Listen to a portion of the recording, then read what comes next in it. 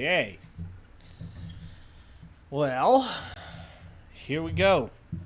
It is Wednesday, the Wednesday before the great debate. So, it's going to be pretty interesting. We've done some looking in on how we're going to watch it. Looks like it's going to be at 8 o'clock tomorrow. 8 o'clock for the debate. That's a little bit too old for these, or too late for these old ass people to be up. I don't know if that's okay.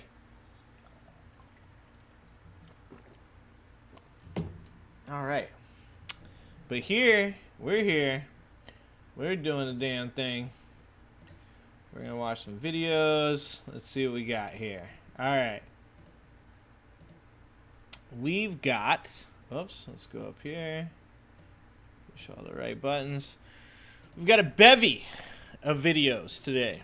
We've got a couple from the Lincoln Project. One to get us stoked for the debate coming up tomorrow. We got the last week in the Republican Party, of course. So we'll start off with that guy. It looks like I did not. Oh, I wanted to click that button. Look, I'll cut the malarkey. We're facing a critical fundraising deadline. You cut the malarkey. With the election just around the corner. You better be ready for that debate Misinformation tomorrow, has sir. become a public safety crisis. Need to be working on your practice, Joe. What up, Levon? What up, Woke? What up, Jeremy? Hold on, Woke. You don't think Christopher Hitchens is a good debater? Oh, Woke. I'm going to take away your wrench. Dude,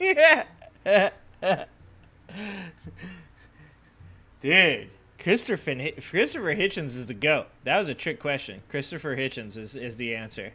Christopher Hitchens is the GOAT, Woke. Jesus. You guys. InfoWars officially being shut down. We have not watched enough. Well, we haven't really watched any Alex Jones crying. So I kind of felt like we should just like dedicate an entire stream to watching Alex Jones crying. But that might just be me. I might be the only person that really enjoys that, and I feel like that's a little gluttonous. Maybe a little gluttonous on my part. I can't believe that I cannot believe that you don't think Christopher Hitchens is the GOAT. That is insane to me, Woke. Of course, there's going to be a lot of people that say that, so it's going to make me really sad. Trump is a master debater. Yeah. What up, Willie? What up, Spikin? What up, Mike? You guys better be clicking Christopher Hitchens. Let's see. Let's see what we get. Oh yeah, sorry. I got lost. Lauren Boebert won the primary with 43% of the vote. That is like it's mind-blowing that Lauren Boebert switches districts after almost losing in her previous district. And Republicans vote for she who giveth the hand job. Can't believe it. I'm entitled to be wrong. You're entitled to be wrong, Woke. You are 100% wrong about this, Woke. 100%. Dude, if I were to run this poll on the internets, if I were to give this poll to 10 million people in the world, 9,999,999 of them would vote for Christopher Hitchens, and Woke would be the only person that doesn't. Okay? Can you come together and have only one instead of five go against her? I know. Yeah, and then that ended up with, was it 40% going to her, 20% going to two other people. My dude, John Pedora, lost. That makes me sad. I really like John Pedora. I thought he was a really good dude. And I don't know the lady that actually won the primary, so I'm not going to hate on her. But I'm going to say that she wasn't as cool as John Pedora. That's what I'm going with. Voted to keep all those millions out of Colorado. Yeah, and then took the credit for it. So anyways, Lauren Boebert grabs a hard win, beats off stiff competition. Let's just say whoever made David Pakman's titles, I don't know if David Pakman made this title or not, But that is quite possibly the best title so far on the internet. Lauren Boebert grabs a hard win, beats off stiff competition. David Pakman deserves an award for that one. I'm always reading the comments before we get on here. I love reading the comments. We got BTC. Trump loses it, goes into panic mode ahead of debate. I heard that he sent a drug test to Joe Biden. This is like some of the strangest thing that I have ever seen. Okay? One of the strangest things I have ever seen is a bunch of people claiming that Joe Biden is on drugs. Do people know that cocaine does not make a person smart? Are they aware that cocaine just makes you talk more? It's not some kind of like intelligence drug.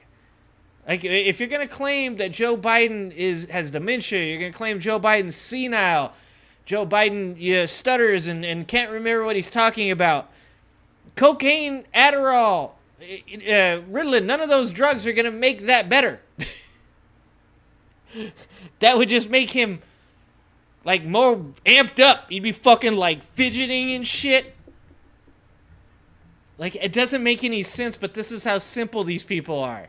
These people are so simple that all Donald Trump needs to do is say, he's going to be on drugs. What drugs? It doesn't matter what drugs. What do the drugs do? Doesn't matter what the drugs do. He's just going to be on performance-enhancing drugs, guys. Which, by the way, I would be for, actually, to be honest with you guys. I'm going to be honest with you guys. I'm all for the steroids Olympics, okay? I don't see why a bunch of people shouldn't be allowed to get jacked up out of their mind and then hit home runs or fucking run a 100-meter dash. I mean, it's your heart, okay? It's your heart. You do what you want with it. If you want your heart to explode at the age of 23, that's on you. But I will pay money to watch it. So I'm all for a look. I think maybe we have two versions, okay? Maybe we have Trump versus Biden, clean drug tests. And then we have Trump versus Biden, all hopped up on shit. Fucking keep it fair. That's all I'm saying. Keep it fair. I think it'd be amazing to see those two just hopped up out of their minds going after it. Anyways, doesn't matter. Doesn't matter. Trump's just scared. He knows what happened to him. If you guys don't remember in 2016, Hillary Clinton handled his ass in those ones too, and he was much better in 16 than he was in 20. In 16, Hillary Clinton handled his ass. Donald Trump looked like a fool on the stage. And then, I mean, Comey won that for Trump. Then in 2020, Biden handled his ass. Because when it comes down to, is Donald Trump reads off a teleprompter, no matter what he tells everybody. Because anytime he gets off the teleprompter, you can tell he's off the teleprompter. Because he starts talking about whether or not it would be a better idea to be killed by a shark or killed by an electric battery. Like, those are Donald Trump's actual thoughts. Those are the thoughts that go around inside of Donald Trump's head, okay? When Donald Trump is forced to speak on his own, he says the dumbest shit possible. And the reality of it is that Joe Biden is a career politician, a professional. He has a group of people that are literally working on the answers that he's going to give to the three questions Donald Trump is going to ask. Because you know Donald Trump doesn't have more than three things to ask because it's just like every Trump supporter. Every one of them that come in here, they say, Trump had the lowest unemployment. No, he didn't. Here it is. Trump had the most oil production. No, he didn't. Here it is. Trump created the most jobs. No, he didn't. Here it is. I'm not joking. Like, I am impressed by how often these people are wrong. Because I don't know shit. I'm not Christopher Hitchens. I'm not Destiny. I'm not Vash. I'm not Hasanabi. I don't know shit. And yet somehow they can't even prove me wrong. It's the funniest shit. Yeah, we want Maguire Sosa again. Exactly, Redonk. We want Maguire Sosa. I want to see 700-foot bombs, guys. Loaded prune juice. That's what I'm talking about. And sharks. I think no matter what, I mean, Trump has already set himself up. He knows he's not going to do well. He knows Biden's going to have answers to whatever questions he has. They're going to be factual. They're going to be statistics. They're going to be legislation. They're going to be policy. They're going to be administration. Biden's going to have plans for what he's going to do. And Trump's already blew his load. He's already accused him of drug use. He's used all the cool nicknames that he had for him. It's been 4 years. This is the first time he's ever had to have a rematch. He doesn't have any cool new nicknames. No good insults. He can't accuse him of being Sleepy Joe, but also be cracked out. You can't accuse a guy that you accused of being on cocaine of being sleepy. It doesn't add up. I think he's in trouble. We're going to watch it live. We're going to watch it tomorrow night. It's at 8, and I did figure out, I think we can get on PBS to watch that bad boy. Because I don't know if you guys saw this or not, but CNN's been sending some YouTube streamers warnings that they better not stream that shit. So we're gonna go the PBS route and see if we can keep it live. Oh, that'd be great, Willie. But that also at the same time, Biden didn't want the audience because that actually Trump does. Trump does well in front of an audience because he's the kid that talks shit in front of people. He needs somebody around to go, oh, shit. Man, he got you. If Trump doesn't have that, if you just put Trump on stage with another person, Trump's like a scared little kid. He's a bully. That's what he's used to doing. He's used to bullying people. So he needs a crowd. So that's why Biden didn't want a crowd. I'm actually okay with it, too. Hopefully he'll be a dude and not a bro. I don't know what's going to happen. Yeah, he feeds off that energy. He's that kid. Anyway, so we got a little bit of talk about that. We got a little talk about this. Maybe we should start with this one. The entire Hell's Angel chapter arresting, kidnapping, and assault probe. That's from my hood, okay? That was down in my where I grew up. That is Bakersfield, California. Might have known some of these people. Let's see what else we got. We got Trump offers to strip for a MAGA rally crowd. Like I said before, I read these headlines. I think they're hyperbolic. I think they're clickbait. I think there's some kind of extreme craziness. Then I click the videos, and it's probably going to be Donald Trump saying that he'll strip for the crowd. It's not out of context at all. Oh, yeah, I saw that, Nathan, where those libertarians were saying that the Trump supporters showed up, bullied their way into the front of the line, which, by the way, guys, why are there lines at a libertarian convention? Okay? A libertarian convention that has lines? Come on! If it's a true libertarian convention, you fight your way to the front, okay? There are no rules! But the only thing is you can't harm each other, so you're going to have to figure out a really weird way to fight your way to the front of the line. It has to be non-physical. I don't know. Maybe you can just like insult people until they cry and they can't see you anymore, and then you hop in front of them. Maybe it's like some passive-aggressive jostling is what happens.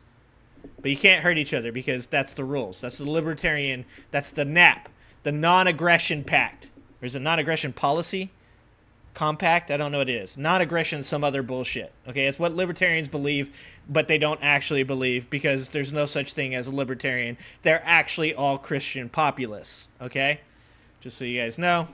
Collins presses Governor Burgum on his claims that U.S. is living under a dictatorship. This is my pick. I believe Burgum is going to be the vice president pick because just like what happened with Mike Pence, we all had our thoughts. Who's going to be Trump's vice president? And then he pulled Mike Pence out of the woodwork and we were like, who the fuck is that weirdo? Okay? It's going to be the same thing. 99% of America has no fucking idea who Doug Burgum is. And Trump's going to be like, that's my guy. And then America's going to be like, who is that weirdo? Okay? That's my pick, so I kind of want to watch this too. And of course, we got smiling ass Luke Beasley right here. Trump supporters' mental collapse shocks Piers Morgan into silence. Spoiler alert, the Trump supporter is Roseanne Barr, and she collapsed a long goddamn time ago. So that's our levity for the stream right there. All right, guys?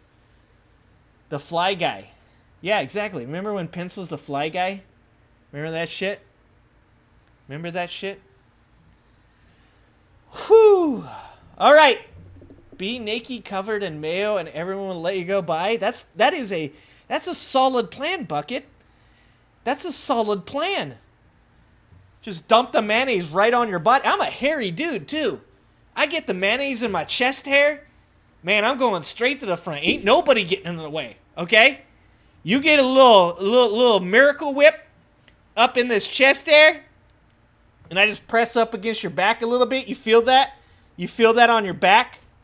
Through your shirt, the mayonnaise and my hair, my chest hair, pressing through the back of your Trump t-shirt. You're getting the fuck out the way. You're getting the fuck out the way, all right? That's a solid plan. I'm going to remember that one, Bucket. All right. Well, let's get to watching. Can't stand up here just watching shit all the time. Redonk, you just picture it, Redonk, okay? You've probably seen me shirtless, Redonk. You have a good image of that. Some mayonnaise up in there. All slathered on my bald head, too. Extra white. All right, let's watch. We missed this. So let's watch the last week in the Republican Party. Because this one's, all of these got to be bangers from this point on, right? Pride Month as a whole, it's like a gift from God in the MAGA community. Pride Month is just like a whole month of Christmas. Because it's just like MAGA brains just like explode during Pride Month. I feel as though God reached down and said, "To you I gift upon thee Pride Month. Let they all be triggered." So let's watch this shit. What, Mike? What about my OnlyFans, Mike? Don't give me any What a of that. Tom. But liberals largely, they want to win more than conservatives. Turn on the water and it goes drip. Okay. Drip. This beautiful, What the fuck was luxuriant that? washing machines to wash your dishes. And I put stuff on. And I put it in lather. I like lots of lather. It's genius what I'm doing up here, but nobody understands. So we're going to do everything, Steve, to try to block certification this election. And when Chuck Todd says, Oh, great. That's good. I'm glad they're talking about it, like, outright this time. Why hide it? Just fucking, like, let everybody know that you're going to block the certification this time. Let's get out ahead of it. Hold on. This man said that... I want to hear what he just said a minute ago, though. What did he say about being a genius? And I put it in lather. I like lots of lather. It's genius what I'm doing up here, but nobody understands. So we're going to It's genius what I'm doing up here, but nobody understands. I understand Donald Trump. I, too, am up here doing something that is genius, and yet I get no credit. I am a victim as well. do everything, Steve, to try to block certification this election. He does. when He loves Chuck the water. Todd says Trump's What got up, his K-Steer? swagger back, look out. What up, Tom? Something to wake him up, for his alertness. You think of it as an ancient thing, but you know what made it almost as big as the drug dealing stuff? Dude. Is he falling apart? He said the drug dealing stuff. That was fucking amazing. Oh man. Sit your butt down and start talking politics at church. William! It's a shot in the ass. If you believe that, you shouldn't be allowed to drive. That's silly. Instead they want to go That's after silly. Donald Trump because of paperwork issues? What the crap is wrong with New York? Late for that, Katie. Excuse me. No one would think Dude, the Conservative Party used to shit a brick over anything that was criminal. Anything. Anything. They're like, that guy shouldn't even be allowed to work at McDonald's. He's a felon. Black people, you can't trust them. You can't trust them. They all do crimes all the time. They used to clench their purses. When a black person got on the elevator, they clenched their purses. Their dude gets fucking convicted of 34 felonies, and they're like, it was like paper stuff. What the crap? What the crap, guys? It's so fucking strange. Look at this guy. Look at this guy right here. work. Late for that, Katie. I mean, Exactly! No one would. They're pissed at Bill Clinton. For a rogue prosecutor in a southern state to take President Lincoln off the campaign trail on the eve of the Civil War for speaking out against slavery. Well, that same thing is happening here today with President Trump. You know, sometimes they say shit that's so stupid that, like, my brain stops. Like, it's like my brain is just like, it's quitting, like, in the middle of its shift. It's like, you know what, actually, fucking here's my apron. This is my name tag. I can't do this no more, brother. Like, my brain cells part like the fucking Red Sea when some of these people talk. Just all emptiness. Like a fucking tumbleweed rolls through that shit. Some of the shit these people say, it's like, I don't think they try anymore, right? Like, I don't think they try anymore. The new video that I just, it's pinned in the comments. I say that the Russian propaganda machine doesn't even have to try anymore. They done cut their staff down to a couple 14-year-olds and one other dude. And the 14-year-olds just make memes and feed it to the people, the Americans that are dumb enough to believe this shit. That's what I feel like Fox News has done the same thing. Like, Fox News should just, like, start employing, like, 13-year-olds and just let them say, you know, skibbity toilet Riz bullshit. Fucking Donald Trump. For real, no cap. Skibbity toilet Riz Donald Trump. And, like, it had the same effect. They'd be like, yeah, whatever he said was the gospel. It's the gospel.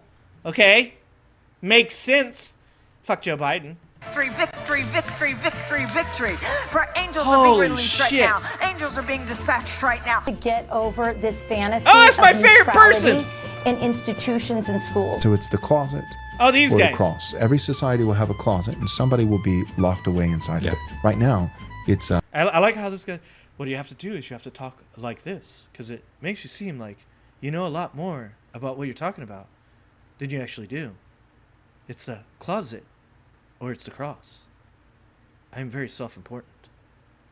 I hope that room that they're in catches on fire and they all die in it.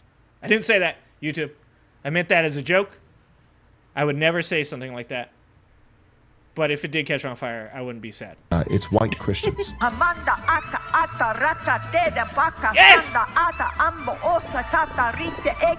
Fucking get down! My father will go down. Maybe his greatest accomplishment, right, will actually be kind of the unvarnished honesty. So I tell that story. It's, you know, just fun. Well, Diane always has them in the What the fuck? And I have the wounds all over my body. What the fuck? If I took this shirt off, you'd see a beautiful, beautiful. Oh no, dude. Oh no, dude. Oh no. Hold on, we gotta go back. What was this shit? Is this old? Didn't she do this before? Is this not the first time she's groped a picture of Donald Trump? So I tell that story. It's, you know, wait, I didn't go back far enough. Well, Diane always has Oh, there it is. Like, what the fuck, dog? And I have the wounds all. That is so weird. Like I said before, you gotta put your own person in there, right? Like, imagine if AOC had a cutout of Joe Biden and she was just cupping the balls. Like she is just stroking the dong. If there was a cutout of Joe Biden, I'm sorry, AOC, I don't mean to bring your name into this. And AOC were to start groping the Joe Biden.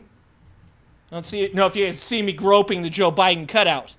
If AOC started groping a Joe Biden cutout, people on the left would be like, what the fuck are you doing? Stop that shit. What the fuck is wrong with these people? Why do people follow these people? Why is it even a race? How is this possible that this is 50-50 all right over now? my body. If I took this shirt off, you'd see a beautiful, beautiful, more than I suspect any president ever. It's an old one. I thought, okay, she hasn't done it recently. It's good to know. It's good to know. It's good to know that that's not, she just didn't, like, she's not like a repeat. Joining us now is... Whoa, calm it down, Anna. It's good to know that she's not like a serial groper of Trump cutouts. Or maybe she is. I bet she has that one at home. We got the Lincoln Project again. Make a glory hole in it. Oh my God. What up, Dark? Forsyth, Georgia racist history. Oh no, I know, Willie. I know we've done videos on Marge. I've got a video that literally says, "Is Marjorie Taylor Greene racist?" Which within like the first 20 seconds of doing the video, I was like, "Yeah, Marjorie Taylor Greene actually is racist." I know that word gets tossed around a lot, but I'm pretty sure she fits in the lane. Ooh, you got a Harbor Freight ad? Dope. That's not bad at all. That's not bad. I mean, all things considering. Let's watch this shit. Ready to rumble. Once again, I don't know. I haven't watched any of these, so we're going to watch this. Unemployment is 98% under Joe Biden. Best. Technical difficulties. Drink! Why is my sound not working this time? Let's go over here. We've got to do one of these. Let's click one of these. Okay, but now it's found. There you go. Okay, Jesus. Always, I'm just an old person. I'm sorry, guys. I'm Unemployment is 98% under Joe Biden. I'm Best old. debate prep since Lincoln. And a loaf of gasoline is $84 a pound. What about school, sir? Let them eat bootstraps, okay? Because schools want to do... No shit, this might be predictive. I'm going to be honest with you guys. After just watching those videos, we talk about the drug stuff and the dishes in your washing machine. And also, can he just say wash? He looks like a dude that would say wash. Does Donald Trump not look like a dude that would say wash? So just fucking say it, okay? Let's try it again. That was amazing. Unemployment is 98% under Joe Biden. Best. You guys saw where he said Joe Bride the other day? Joe Bride. God. This is amazing. You know, the sad part about this shit, though, is we're up here laughing. We're like, he says all this dumb shit. But like I said, he could literally get up there and just say skibbity riz toilet. And his supporters would be like, yep, he won. Joe Biden's on drugs. Like, what your dude just said skibbity riz toilet and claimed unemployment was 98%. Yeah, it is. Donald Trump's best. Donald Trump's best. He's fucking Jesus. He's Jesus. Debate prep pretty since much. Lincoln. And a loaf of gasoline is $84 a pound. What about school, Joe Bright? sir? Let them eat bootstraps, okay? Because What's up, schools Brogan? want to do the guillotine. And that's why The they schools scheduled the wanna Shark do Week the during my campaign. It's election interference. And they say, oh, the sharks. They don't know what they're biting. They're confused. Oh, I'm a hammerhead. I'm so confused. And everyone looks like a nail. Off with their head. And what, you think Sharknado happens in a vacuum? Give me a break. You're in this zone. That one wasn't, I don't know, that was too many words in a row, and it came out with like an actual idea. Like, he even used the word vacuum. There's no way Donald Trump uses the word vacuum. He's gonna probably try to use salacious. Okay, guys, which word that Donald Trump doesn't know the meaning of is the word that he's gonna use the most, or even once? Like I said, for a long time he liked to say provocateur, which he did not know what the word provocateur meant, but he really liked the way it sounded. Like, you know, he's like, I speak French now. Provocateur. And he tried the people be salacious. That was good. Like, what is going to be the word that Donald Trump tries to use that he has no fucking idea what it means or how to pronounce it? Oh. Master. I did the cognitive elephant boom. You know Doc Randy Johnson, and I call him Randy Candyman because he Johnson! reminds me of Gene Wilder. The But like unit! Norman Bates, okay, he knew a lot about water pressure, believe it or not. He said to me, sir, you have to be the most indistinctable. Rebuttal. Nice. So it's so important to elect someone who has had a mother. Otherwise, you're Literally. gonna have World War III. Some people are starting to think maybe also for. Isn't that right, worm food? Traditional system. Was an inside job. On second thought, Steven, I may was an need to bail on this inside thing. Hold on. Some That people shit are was starting amazing. To think maybe also 4. Isn't that right, worm food? The Titanic was an inside job. He said, "Isn't that right, worm food?" God damn. Oh shit. And this would be funny, but it's the fucking truth. This is America right now. Oh my God. I know you guys have heard me talk about this already, but I gotta keep talking about it. We used to be able to have conspiracy theories and they're fun to talk about. We used to talk about, like, isn't it mind-blowing that the pyramids got built? How'd they do that? Because I'm an idiot. I don't know how they did that. I'm an idiot. There's no way I could figure it out. So it was fun to think about. And it was fun to watch that shit on History Channel and smoke a joint and enjoy myself. But nowadays, if you talk about that, they're like, dude, didn't you watch that Joe Rogan episode with that Billy dude? He explains it all, man. It's 10 to the 8th power, bro. How do you not know that? Did you know if you blow up the pyramids, they're the size of the globe? It's the circumference. Like, they use so many fucking words that they don't know anything about me. God damn it. God damn it. Sorry. On second thought, Steve. I'm losing it. All right. I'm up. The Anunnaki, brother. Okay? It makes me so upset. They took away all the fun stuff. Like, you're like, you want to just talk about JFK, and you're like, I don't know, it seems crazy that that dude made that shot. And they're like, exactly, because the government is corrupt and they're trying to kill us all. And you're like, hold on. Can we just talk about the second guy on the grassy knoll? There wasn't a second guy. It was Lyndon B. Johnson. I literally heard that the other day. It's in the upcoming video on Friday. Someone said Lyndon B. Johnson killed JFK, dude. Yep. Like, there is no end. There is no end to how far these stories can go, guys. Like, if you don't believe me, you guys should watch the Professor Dave, watching the Joe Rogan and that Billy, whatever his fucking name is, video, and him talking about all this shit that the dude talks about. It's like, I can't anymore. Especially when you read the comments.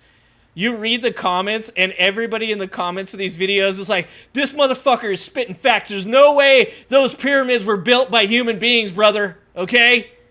And look, I'm totally open. I like to hear about the crazy theories. I want to know about the serpent people, the Anunnaki. I want to know about the Lemurians and the people that live in the caves under the earth.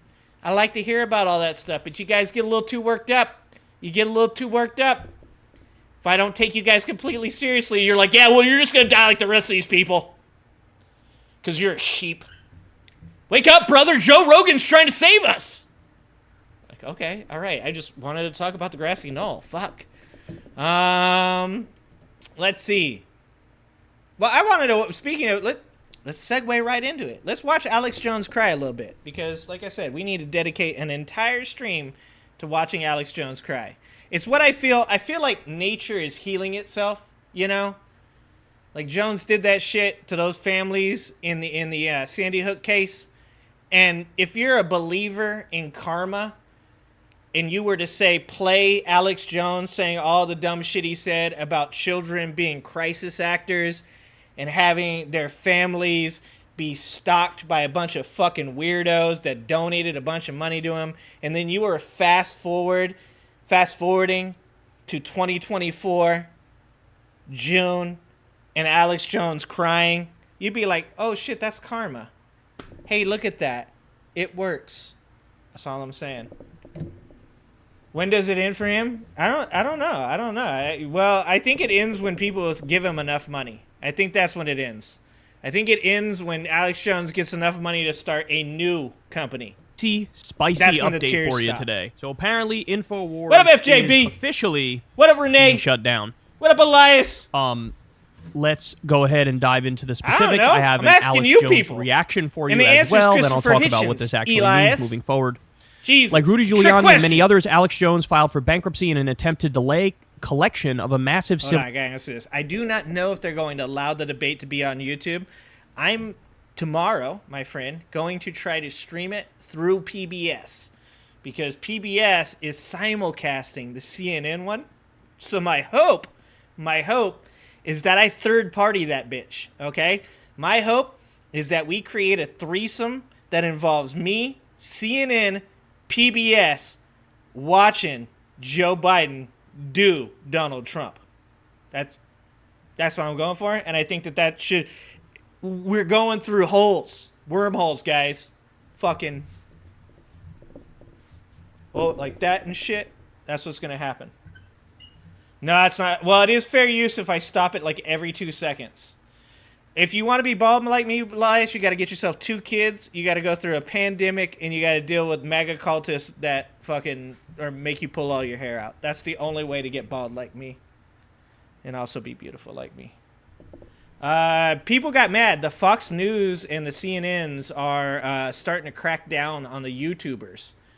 The Fox News and the CNNs. Pac-Man got nailed by Fox News on a couple of his, and now I think CNN is sending like cease and desist, like preemptive cease and desist to other YouTubers.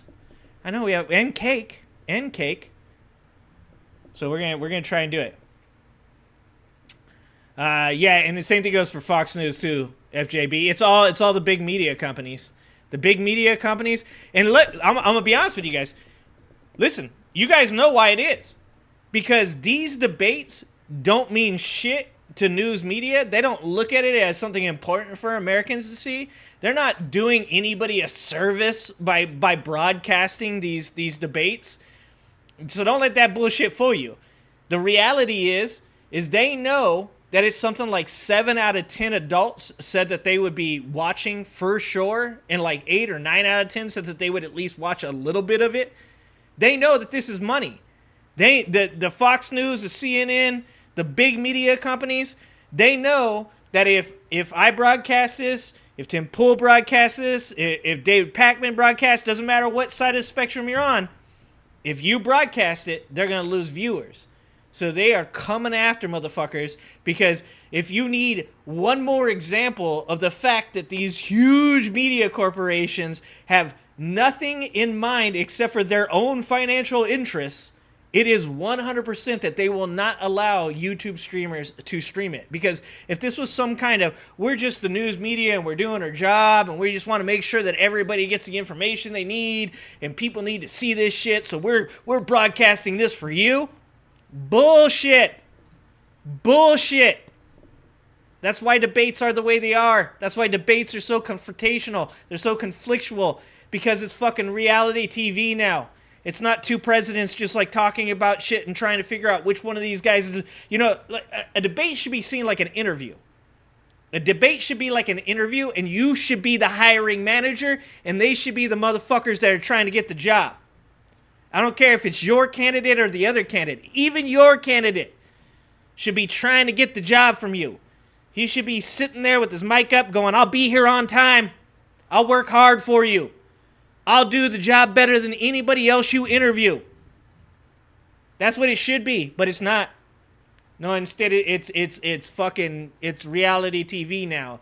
And if you need a better example of that, I don't know what to say, because CNN don't want you streaming their shit. Fox News don't want you streaming that shit, because it ain't about putting a debate out. It's about making money. That's all it comes down to. Judgment against him. The delay attempt didn't last very long for Jones. The bankruptcy trustee appointed by the court put it on CNN filed an emergency afterwards. motion on Sunday seeking to liquidate Alex Jones' principal asset, his decades-old InfoWars show that made him moderately rich and infamous. In They the most filing, likely will post it, yeah. Trustee Christopher Murray informed the court that he intended to liquidate all the assets, inventory, and shut down the operations of InfoWars in an orderly wind down of the company. Woke. Jones was forced to file it. for bankruptcy after the Sandy Hook families obtained a $1.5 billion defamation judgment against him. We are going to try and stream Jones it has tomorrow said at several 8. times on his show over the past couple of weeks that this was coming. He was attempting to sell the company, which would delay liquidation indefinitely. He wanted to stay on as an employee of the new employer, arguing that the company would... And I don't know how much of this you guys have followed, but Alex Jones's father owns a supplement company, okay? He owns a supplement company that Alex Jones is attempting to say he has to pay him because he owes him money. In other words, he's moving his money out of his company into his father's company, so that way he does not have to actually pay back these families. So all of these people that are like, well, give him another chance. He said he's sorry. Bull fucking shit. Alex Jones is a garbage human being. I don't care how funny he is. I don't care how many funny songs we make about him. I'm happy to laugh at the motherfucker all day long, okay? He's a garbage human being. He fucking talked about children dying as though they were fake people. He's a horrifically bad, terrible, shitty human being that likes to make money off of other people's suffering, specifically children's and family suffering. What he is doing right now is the exact opposite of what somebody that felt bad for what they did would do.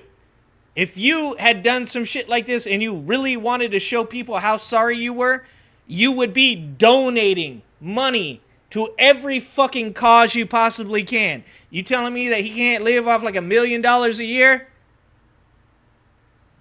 Come on, man. Was worthless without him, so the Sandy Hook families would get nothing if it was liquidated. Apparently, the Sandy Hook families had other priorities. I won't fuck shit up as much as the next guy. Exactly, Mike. The bankruptcy court, as they press the bankruptcy court to move forward. Jones will likely resurface in a new project like Tucker, but he will still be starting over after decades, building the company he founded with a smaller audience and platform, knowing Alex, he will reincarnate himself into an even more repulsive but smaller operation. All right, so let's break this down. Basically, the court was like, we've had enough. You haven't paid these people that you owe a tremendous amount of money to anything yet. So we're liquidating your assets. And just so you know, this is from 2 lawsuits. This is, Connecticut is the Sandy Hook people. And then in Texas, they have, I think he owes another. So he owes the ones in Sandy Hook something like 1.4. And then he owes families in Texas like another $50 million for defaming them as well. And we're going to give them the proceeds. That's basically what's going on. Is he a crypto bro? So Alex Jones went on. Is Kyle a crypto bro? Went on Glenn Beck's show, and he starts talking about this. Here we go. Alex Jones is here to give us a comment on.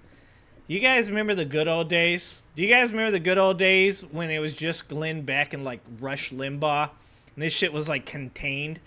I'm gonna refer to that as the before containment broke period of our history. You remember when like your father-in-law or your uncle or like, you know, your one friend that was deep in the internets would come to you with like a Glenn Beck book or a Rush Limbaugh book? When Glenn Beck wasn't like totally white-haired, he was just like a little pudgy dude. He would just say like, you know, even the like conspiracy theories that Glenn Beck was pushing back then, they weren't even that crazy. They were just like, dude, like the government's kind of corrupt shit, you know? Like, how far have we gone that this is what we got now? This is what we got now. We got Glenn Beck with some white-ass hair in a weird room. This looks like something that everybody in my generation grew up with right here. This is the extra room when you went to somebody's family's house. Like they're like your uncle or your cousin. And you go to their house and they're like, no, you can stay here, bro. And they open the fucking door to the one room that nobody uses, and this is what it would look like. This is what that room would look like. On this, you wouldn't hello, sleep Alex. Well in that room either. Glenn, thanks for having me on. This is very historic.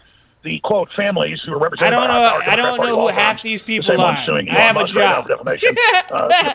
Different plaintiffs. So I will watch somebody who's an asshole outside. And said, we do not want money. We want it immediately closed. The door is closed. They don't want to sell the millions of dollars of inventory, books, films, T-shirts, supplements. That's not true. They're liquidating it to give them money. Yeah, because you're not paying true. Otherwise. So they have no move but to liquidate your stuff and give them the money. So the idea it's not about money. It is literally directly about money. You owe them money and you're not paying it. They don't want it. They want it immediately shut down. And they said because we want to stop his speech. They actually said that on CNN. If you want, I can send you the clip. It's just outrageous how transparent this is. And again, in Texas and Connecticut, in both show trials. So what you guys want to do is when your ass is in the fire, you say things like outrageous and transparent. Even if those words don't actually mean anything in the context of the sentence that you're saying, okay? Don't forget. The best thing to do is say things like this is a witch hunt. This is outrageous. This is ridiculous. This is bullshit. As long as you use those words, doesn't matter. Doesn't matter even if they make sense. I just fucking know. Holy shit. There is a stuffed bobcat. It's a mountain lion, isn't it? It is a stuffed mountain lion in this room. Where the fuck does Glenn Beck live? Why is there an American flag inside of a picture frame under glass? I can't... What? This is the weirdest fucking room I have ever seen before. I bet this room smells like dust. It's that old people smell, right? Is that weird, like leather, like it's not really leather? I'm surprised he doesn't have plastic on his couch. I'm just going to say that. Trials 2 years ago, both judges found me guilty of failure to give any discovery, but we gave them everything. Champagne and beers. Okay, already multiple things that are not true. First of all, the idea this is about censorship and this is about shutting him up. 100% untrue. Arizona? He still can say whatever the hell he wants to say. Definitely not in California. He's just going to have to do it under a Glenn different Beck would name, never live in on a different California. platform, in No a different way. studio, what have you. He could just start recording from his cell phone. It doesn't matter. The idea that he's being censored is not true. He's literally talking right now on a show on Blaze TV to Glenn Beck's audience. There is no censorship here. You could say what you want. Yeah, this is my favorite victimhood. My favorite victimhood is I'm being censored. Like, it's insane nowadays when people say that they can't get their message out, and yet like they have millions of views. It's insane nowadays when people say that they're being oppressed or they're being censored, and they have millions of views. Like, there is almost nobody nowadays that can't get their shit out. I get 40,000 views on this live stream. I get somewhere between 2 and 120,000 views on a video.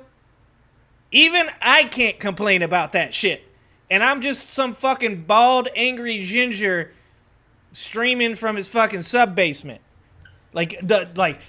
Dude, there's scientists out there and nobody knows about their work. And then I go and I look at it and it has like 18 million views. I'm like, I think people know about their work, guys. I think 18 million is a pretty spot-on amount for your shit to get out. Like, that's why the conspiracy theory thing just doesn't work anymore. You don't get to be unique anymore. You're just all doomers now. Like, the whole idea of being a conspiracy theorist back in the day was that you were like, you had figured shit out that other people couldn't. Now there's like 18 million of you all, you're just all jerking each other off to fear porn. It doesn't work that way, to victim porn.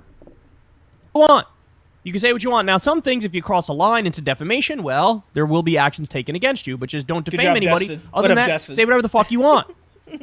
Now he goes The on answer to is talk about Christopher how, Hitchens. the case was rigged. That's basically the point he's making. It's not true. The reason why he was found guilty by Exactly, default Jeremy. is because It was he fun. wasn't Now it's doom and going gloom along with the process of nonstop. discovery.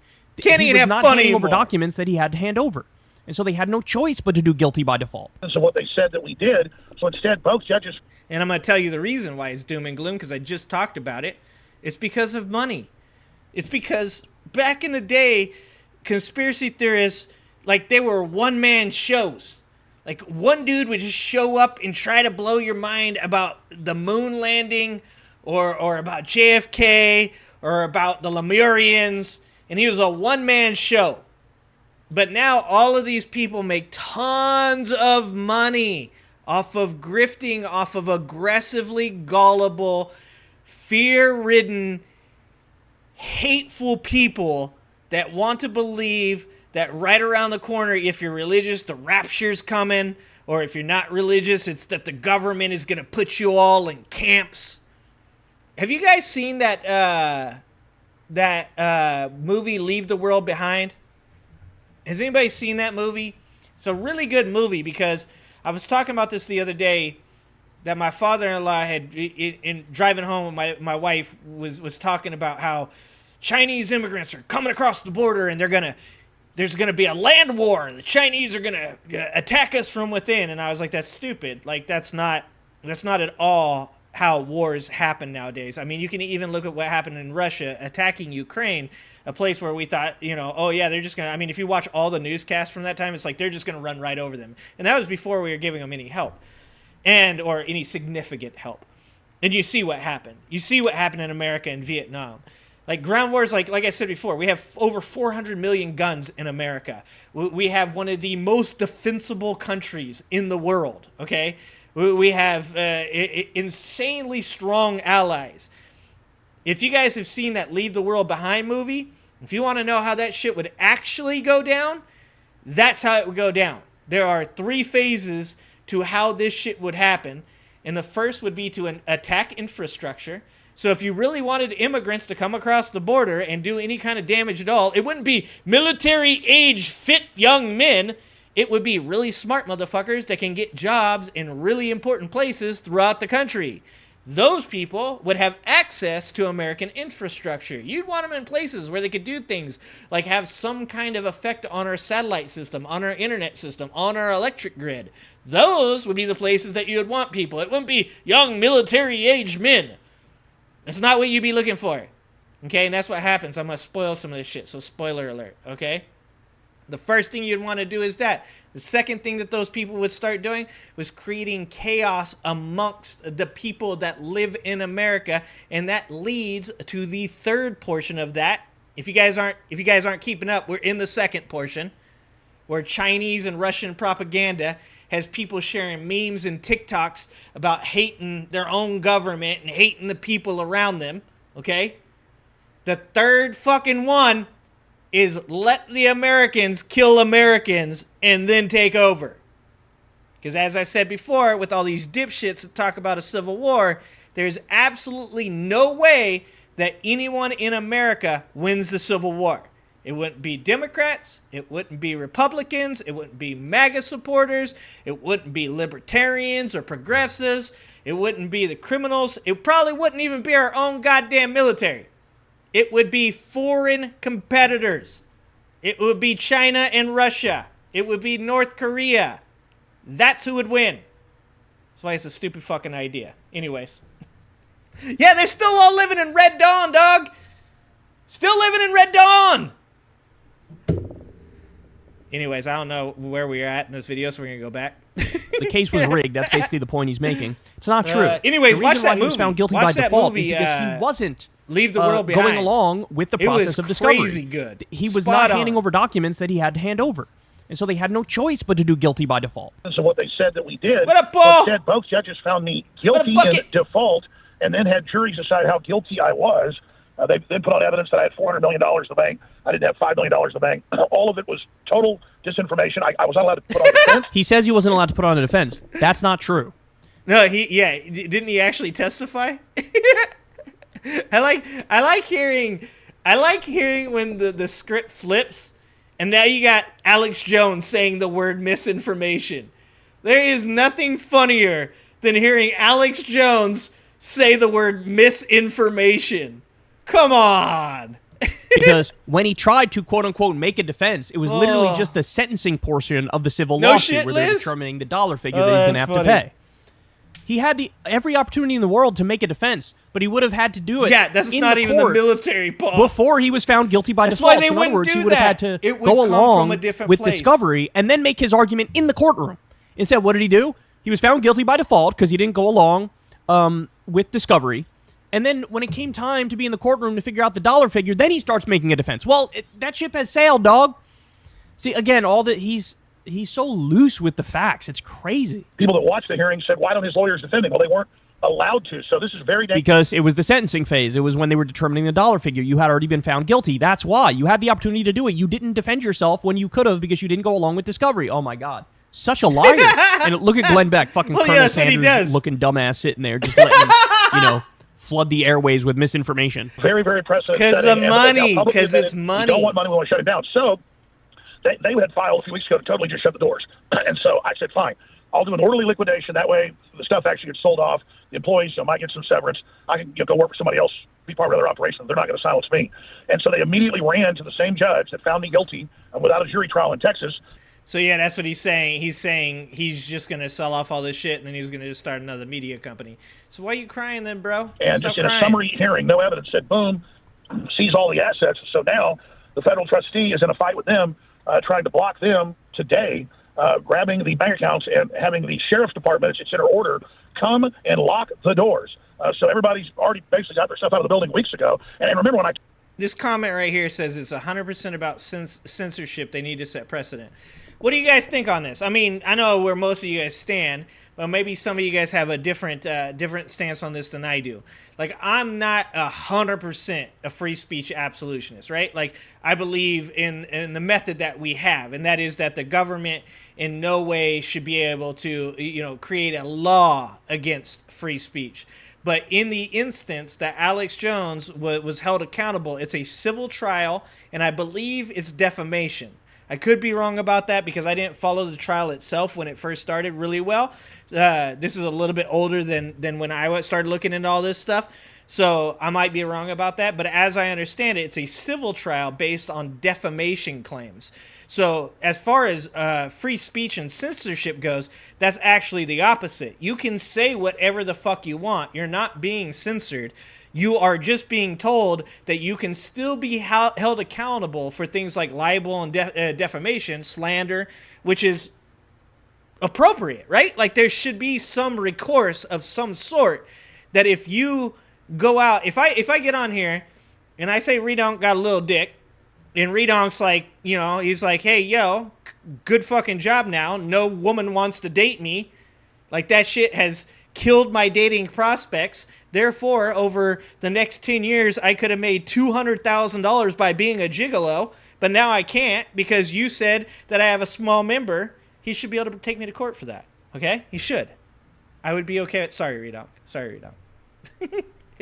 I told people that they done filings to do this. The media... Yeah, he's on the stand for like ever. Silence him. The corporate establishment media... No, Liz, don't say things like that. The leftist media, that's rich. Deny reality and then turn around the next day and admit it was actually true. So, Glenn, I really appreciate you having me on to talk about this because, again, people he's got a great personality. This is a big, big deal, not just for me, but the whole country, the whole world. They've admitted in the Wall Street Journal, the New York Times, CNN, everywhere, that they're going to use this precedent against me in lawfare against everybody else. So they use you as the beta test to kick the #1 talk show host in the world. Hold on. No. That doesn't make any sense because this isn't a criminal trial, right? Am I wrong about that? I should look it up. If it's a civil trial, that means the government has nothing to do with this. If it's a civil trial, the only precedent would be that if you defame people, that leads to I forgot the 3 things or 4 things you have to prove through defamation. But I know it has to. You have to prove that in some way that you've impacted them in a way that it can harm them, right? Like either financially or physically or, fuck. What are the rules? I have to look all that shit up. Yeah, it's a civil trial, right? So he's talking about it as if this is a criminal trial where they're going to use it as precedent to shut down companies' abilities to speak out freely. That is completely bullshit. That is not how the criminal system works. The civil system works. If this was a criminal trial where the government, which would be a violation of the First Amendment, where the government were regulating Alex Jones' ability to have free speech, then he would have a point that they're setting precedent to be used against other news outlets, but that is not what's going on here. This is a civil trial where he is being held liable for defaming people, which is why he's paying money and not going to jail. That is fucking absolutely ridiculous. Politically at the time, you off of Fox using a bunch of threats and disinfo and going after sponsors, and then now they're stroking his ego, stroking Glenn Beck's ego so that he gets let back on. So again, let's be clear. Is Alex Jones now banned from doing a talk show? No, not at all. He's not censored. Not at all. He wasn't paying the people he owed money to. He'll have the same people. They had to liquidate his assets so they could pay them something, right? Yep. He can pop up again today under a... Yep. And this is something we were just talking about. What's happening, Nassus? From the Netherlands? What up? This is something I was just talking about today. I don't know if you guys know who Dr. Disrespect is, but he's a streamer that years ago, and I don't want to speak too much on his stuff because I don't know the facts, right? But I'm just going to use it as an example, and then use some other people to continue my example. But I'm using him because this just happened a couple days ago. But he recently, it came out that something that he was banned from streaming on Twitch was something that people consider to be worse than what he made it out to be. So he has, I think, something like 15 million followers on YouTube. So he is saying he's taking a break, and all these people are talking about it. They're gesticulating about whether or not it's really bad or if it's not that bad. And then that led to a conversation where we started talking about the guy who created the revenge porn site. There's a movie on Netflix, a documentary on Netflix about it. It's called like The Most Hated Man on the Internet. And we got in this conversation about how groups of people will start to glom on to certain celebrity figures. So in this case, it'd be somebody like Dr. Disrespect, or in that case, it'd be the guy who created the most hated man on the internet guy, or in this case, it'd be Alex Jones. And the thing about it is that those people, like Dr. Disrespect's fans, there's going to be a core of them that it doesn't matter whether it was absolutely fucking horrific what he did, or if it was, just kind of bad. No matter what, he's always going to have an avenue to come back, because there is a certain percentage of people that watch him that just won't care. It's the same shit you see with Trump supporters. It doesn't matter what Trump does. They will still exist and they will still be loyal to him no matter what happens. What happens, they are going to stick with it. So Alex Jones playing this victim and crying and acting like everything's just going to be so bad for him and the government has screwed him over. First of all, once again, it wasn't the government. These are families that he defamed. But this idea that like, oh, it's all so bad. It's all just to get more money. He's crying to get you to donate more money. Just like Donald Trump is crying to get more money from you, to get more sympathy, to get more votes. Like, for a lot of these people, if it's proven Disrespect did really, really bad things, those people have spent years in his chat building relationships with the other people in that community. They were all on the ground floor, and now they're somewhere in the middle. They can't go into somebody like Destiny's chat and be somebody. In that chat, they're somebody. And they can't go. They go into Destiny's chat, they say something, nobody responds to them because nobody cares who they are, right? It's the same shit. These Alex Jones fans aren't going to just disappear because he did bad shit. They knew he did bad shit.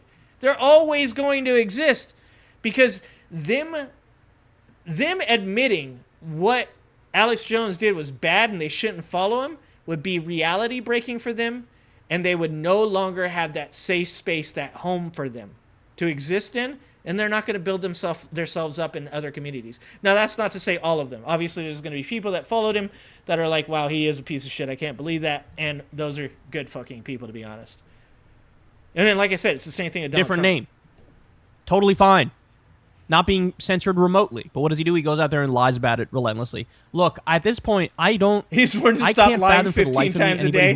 For some reason, I do not at all. Getting the truth. Right? Look at his first comment. It's 100% about censorship. They need to set a precedent. How is it about censorship if he can still get on air today? How is that censorship? He lost a defamation case. He owes a lot of money. He hasn't paid that money. Yeah, I think that's why this is happening. So anyway, I can't understand for the life of me anybody who would listen to him, knowing he just gave you a. I don't think America has with a fucking fire hose of bullshit. That was a tsunami of lies that he put out there. And at this point, anybody. Wow. Anyways, yeah, Alex, like I said, it's very strange to me that you have this group of people that legitimately are working very hard throughout their life. We're talking like blue collar, lower middle class, and even like the poverty stricken, right? And even some like middle class, maybe even a little bit of upper middle class. Like I think like the entire middle class works pretty fucking hard for their money. I think that obviously like poverty stricken people have a really tough life. They're lead very stressful lives. So whether you're lower middle class, or upper middle class, you're working pretty hard for your money. You're doing the damn thing. You're waking up every day. You're going to work. It doesn't matter whether it's blue collar or white collar. You're stressed out. You got kids. You got a significant other that stresses you out. You got like so much going on in your life that you're constantly dealing with. And you've got that little bit of money that allows you to buy a little bit of that happiness. And then you're giving it away to people like Trump and Alex Jones. People that are 100% wealthy enough and connected enough to take care of themselves. They don't need your money. They would be fine without it, but they like having it, so you can keep giving it to them. It's mind-blowing the type of empathy that these people's like their subscribers, their watchers, their chatters, whatever you want to call them, their fans, I guess is what you call them. Their fans have so much empathy for a group of people that has absolutely zero empathy for them. And this is what I keep saying. I think like the biggest problem in America right now is that the middle class is at war with itself. The middle class is at war with the poverty-stricken. The poverty-stricken is at war with the middle class. And the reality is that the middle class, the poverty-stricken, and even your just above upper middle class, your like marginally wealthy people should all be on the same boat. We should all be voting in the interest of us and not the ultra wealthy. We should be voting against corporations taking advantage of us. We should be voting for things like ranked choice voting and UBI and things that should be taking care of the middle class and the poverty-stricken, and fucking not allowing the ultra-wealthy to get corporate tax cuts that are permanent. Permanent! The more I look into that shit, the more mind-blowing it is that people supported those tax cuts from Trump. They gave us like $1,000. He moved the tax credits around to the point that you actually lost money if you were in a certain portion of the middle class. Do you guys know that? That there's a certain part of the middle class that actually lost money during the Trump tax cuts? Nobody fucking remembers that. It's crazy. You left TYT because they started going to the right so much that I felt like I was on a MAGA site. Yeah, you know, I think what's going on with Cenk and him running for president, like, directly conflicted the Young Turks with being what they tried to be. They wanted to try to be progressive middle, right? Like, they wanted to be willing to talk about anything but have like progressive values, and that like obviously appeals to me because that's kind of how I am. Is like I have very progressive values, which are pretty far left, but then I also want the ability to have conversation and debate with conservatives and people that aren't extreme MAGA supporters, people that still have half a brain left. And so like it appeals to me, but I do agree with you. I think that they have gone into this weird like shit on the left thing that's kind of strange. TV preachers begging for money. Yeah, exactly, Levon. And that's what it's became. That's what it's became. Well, he had one other thing, Mike. I'm going to read Mike's comment here. I think Alex Jones hit one home run with Bohemian Grove and then deleted his own bullcrap on the kids being actors and then overplayed his hand when he learned the truth and then kept pushing the narrative. So, yeah, exactly, Mike. What I think happened, and he also, he was pretty correct about the 9/11 thing. And I've said this before, when it came to the 9/11 thing, some of the things that he said, he, instead of attributing it to some type of conspiracy movement, he should have just told the fucking truth.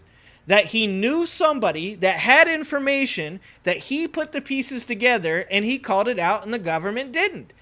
And if he would have did that, he could have been a legitimate journalist, but that's not where the money is. Most of these journalists can tell you that. A lot of journalists that are like on the ground, just regular ass journalists that don't become popular and don't become big TV personalities, they don't get paid a lot of money. They live, like I said, like blue collar, middle class lives. Not blue collar, but middle class lives. And so I think I agree with you there is that I think what happened with 9/11, he could have just straight up said, look, I called it. Look what I did. Like I did that because I had inside information. I put the facts together that the government didn't do, and they allowed this tragedy to happen. And like I could be your go-to for this type of news. But instead, what he did was he took advantage of the lane that was empty at the time, and that was the conspiracy theory lane. No one was in that lane. Limbaugh kind of occupied it a little bit. Beck kind of occupied it a little bit. But for the most part, it wasn't very mainstream. And that's what he chose to do. And to be honest with you, not being a religious person at all, but to use the cliche, he sold his soul to the devil. He sold his soul to the devil because he chose to call children that were murdered in a horrific tragedy crisis actors. Like, I don't know what's a better example? What's a better example of selling your soul to the devil than doing something like that? It's crazy to me. All right. Let's see this one. Is this Roseanne Barr? Now let's watch some Trump, because Mike's going to get mad at me if we don't watch some Trump. Let's watch the Trump loses it and goes into panic mode ahead of debate, since we got the debate tomorrow. Let's see what Brian Tyler Cohen has to say about this.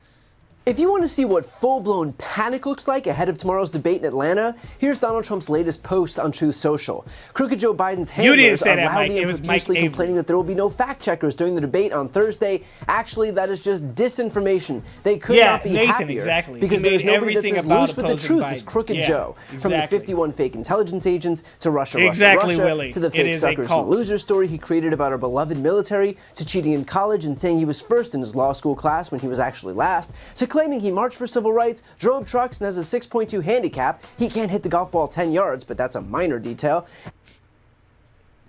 Donald Trump, Jesus Christ, man. That is so amusing. That's so, they're all very mad because now I get to lie and they don't get to fact check me. Haha, take that, Sleepy Joe. Also, you can't golf. You can't golf. Like this right here, I'm telling you, these people are literal Manchurian candidates. They claim that Joe Biden is a Manchurian candidate because he's old and slow. Like that's what they think a Manchurian candidate is. But this is an actual Manchurian candidate. And that is that you have been brainwashed by Chinese propaganda, by Russian propaganda. Have no fucking doubt that's what's happening, okay? Watch the fucking movie, okay? It is Chinese propaganda, Russian propaganda has brainwashed these people, and then this dipshit just comes on here and feeds them the fucking keywords to activate their anger. They see these keywords and they're like, Russia, Russia, Russia. I hate Joe Biden. Jesus and so many more Christ. falsehoods. The man is a walking lying machine and a fact checker's dream. Maybe we should call him Lion Joe in addition to Crooked. Now, first off, if you needed any more proof that Trump traffics in straight projection, it is the guy who lied over 30,000 times while in office, suggesting that Joe Biden is the liar here. What's next? Blaming Joe for paying off too many porn stars while his wife is at home with her infant son?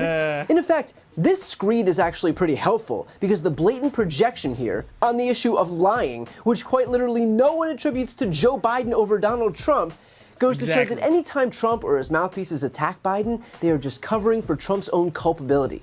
The Biden crime family is a tell that Republicans are trying to downplay Trump's crime family. The Biden impeachment effort is a tell that Republicans are trying to downplay Trump's impeachment. And I don't even think it's that. I'm gonna say this because I know Brian's a very intelligent dude. I think he's actually too smart. I think you got to get on the level of what these dipshits think. I think that this is why I am the person for dealing with a lot of this kind of shit, is because I don't think it's any of that. I think it's literally just bully schoolyard tactics. Just say insults, throw mud, spit on your opponent, because Donald Trump isn't smart enough to think about what he's actually supposed to be doing in a debate. Donald Trump is just shitting on the other person because he's like, that's what the schoolyard likes to see. Like I said, he needs somebody around that's like, oh, fuck, dog. Oh, he owned him. Skibbity Riz toilet. For real, no cap. Sorry. But you know what I'm saying is like, I don't think it's that highbrow. I don't think he's thought fucking more than 3 seconds before he pushed the button on that tweet. I think Donald Trump he's a one-lane bully. He doesn't have any other magic trick. He is going to call you names, he's going to make up shit about you, and then he's going to say it over and over and over again because that's what his base likes. But what he doesn't understand is a debate isn't to make the people that like you more. The debate is an attempt to get the actual independent voters on your side. And I'm not talking about these dipshits that come into my chat and go, bro, I'm an independent and I've never voted for a Republican this year, but this year I'm voting for Trump. Bull fucking shit. Bullshit. You're not an independent. Half the people that think they're independent aren't fucking independent. Okay? The people that are truly, I mean fence sitters, people that don't have much knowledge of what the fuck's been going on. All they know is one old dude is going against another old dude, and they're tired of old white dudes being their own representation, are like, fuck, I need to watch this, because god damn it, I'm going to have to vote for one of these people. And then they get up here and they watch, and then they're going to make the decision. And this is what fucked Trump the last time that he had a debate with Joe Biden, is those fence sitters, the ones that are like, I don't want to vote for any one of these people, got up and watched it, and they're like, god damn, what the fuck is wrong with this Trump guy? And Joe Biden came off as just a normal fucking milquetoast candidate, and they're like, well, I can either take the crazy guy that rambles about stupid shit and insults everybody, or I can take the milquetoast politician that we're all used to. I guess I'm voting for him. It's not like they're fucking excited about it. I like Joe Biden, but I'm not going to act like they did. Donald Trump doesn't have two fucking thoughts in his head that tell him that this is why you should do this shit. It's just Donald Trump. I've said this before and I'll say it again, every accusation is a confession. But Trump's incessant complaining gives rise to another, even more baffling phenomenon, and that is Trump's undying need to be perceived as the victim. Think about it. This guy parades himself around as a strong man, aligns himself with the world's autocrats and dictators, beats his chest about how tough he is and how he can't stop winning, and yet at every single turn, on a daily basis, he bitches and moans relentlessly. But here it is. The reason he does that is because of victimhood. Look, Donald Trump knows that if he can't get you with the insults, if he can't make the chest beating doesn't impress you. I was just saying that this morning.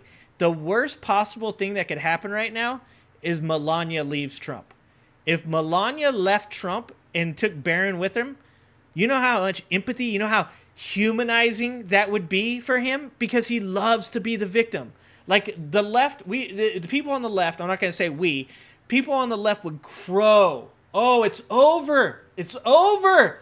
Donald Trump has been beaten. Look at him. He can't even keep his wife. He's a piece of shit. And that would be the wrong tactic to take, because it would humanize him. The reason that you saw the solidification around the 34 guilty verdicts, the felonies, I'm not saying it's right. I think people are dipshits for it. I can smell a fucking con man from a mile away. I grew up with pimps and hustlers. I know when a dude's trying to steal your goddamn food stamps, all right? I know what the fuck is up. I ain't getting in that dude's car. He taking me somewhere where he can beat the shit out of me and take my money, okay? But other people ain't like that. Other people see somebody like Donald Trump and they're like, yeah, he's a dick, but isn't it fucked up what happened to him? Oh, isn't it sad? Look at him. He's got sad face on. The worst thing that could happen was something like that could humanize him, and people could be like, oh, man, actually, I feel bad for him. Everybody is against him. I have empathy. Because like I said at the fucking start of this, is that for some weird reason, people have empathy for these people that have no empathy for them. And it's insane. Literally everything is evidence that somebody else is out to get him. He is a professional victim. I remember that, Mike. Less crying from newborn babies. But that's sure, what, what's his name's just now getting out of jail for. In fact, that's a point that Adam Kinzinger made today. Doesn't Barron go to Trump University? Because it ain't a university, dog. Publicly endorsed Joe Biden over Donald Trump. Johnson, you're fired. Why? It's not you. It's your shirt. But I hate this commercial. Well, I hate it. Former Congressman Adam Kinzinger. I hate it. Not if Melania said it's because he's a criminal and a traitor. Actually, Nathan, there you go. Look, you got to look at it from the point of view of a simple-minded person, Nathan. This is what I'm saying. This is where the left always fucks up. The left, the deplorable comment from Hillary was like the prime example of not understanding how these people think. If she were to leave him and say it was because he was a criminal, then a lot of people would be like, look at that. He didn't even do anything. He was found guilty of bullshit, guys. It's barely even a crime. Well, like no one else has ever been found guilty of this. And then his wife left him too? Man, these people really have it out for him. That's where they appeal. Like I said, I'm from this shit. I know how these people think. I know exactly what these people think. This guy is just like me. Except for he's not. Not even close. But it's what appeals to them. Man, he's just like me. It's good to see you again. Yeah, Why announce today? I mean, it just feels right. Look, we're getting ready to really hit the heat of the general election. I think it's really important for people to understand, particularly the 20% of, let's just call them the 20% of Haley voters, for them to understand that this is a stark choice. This isn't just, who do I agree with more? So exactly right here. This is it right here. What he's saying. This is smart. What Kinzinger's saying right here is smart. It's convincing the Haley voters. Like I said, if Trump wanted to win, Trump announces Nikki Haley's his vice president. If Trump wanted to actually win and wasn't just like a hubris-filled idiot and he wanted to win, he announces Nikki Haley as his vice president. Nikki Haley voters come over to him. That's his best chance for victory. But he thinks he's being smart. He's going to pick somebody like Tim Scott or fucking the guy that I was talking about, Doug Burgum. He's going to pick somebody like that because he thinks, oh, that's the pick. That's what's going to bring people over. And it's probably smarter than picking Kristi Noem or even Tulsi Gabbard or one of those people. But the smartest thing he could do right now is pick Nikki Haley, and that's why I know he's not going to do it, because he ain't smart. So Biden's job is to make Trump look unhinged and make himself look like what he is. Joe Biden, the reason he stresses out progressives, the reason that he irritates people that are further to the left, is because he's an establishment Democrat that's willing to work across the aisle. He needs to sell to Haley Republicans that he is not a demon.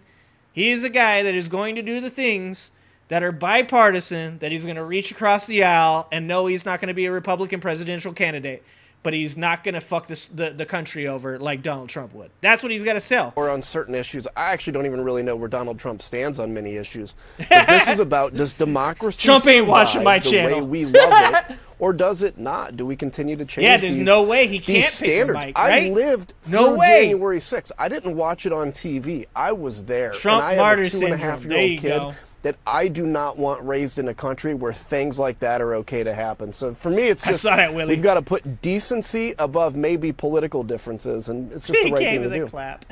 Over our many conversations since you left Congress, it is you made no secret of your disagreement and distaste for Donald Trump, what he stands for and what he's done. But did you wrestle with this decision? What did you wrestle with most in making this choice? I mean, I guess I wrestled to the extent of like, okay, endorsing a Democrat as a Republican is a big deal. But to me, it wasn't much of I didn't have to look in the mirror and look into my soul or anything like that. I have spent the last few years on a committee, the last couple years in Congress, looking at the direct link between Donald Trump and what happened on that terrible day. And that's why it shouldn't even be a question. So, like, if you want to talk about like Donald Trump's policies, a lot of them are, in my opinion, libertarian because they're not policies. They're not policies. Donald Trump's policies are about as libertarian as you can actually get in reality, because the most libertarian person would be somebody that gets elected and then quits, okay? And then they're like, cool, now we do this. What he is saying here is exactly what most people should actually understand, and that Donald Trump's policies as a whole are isolationist.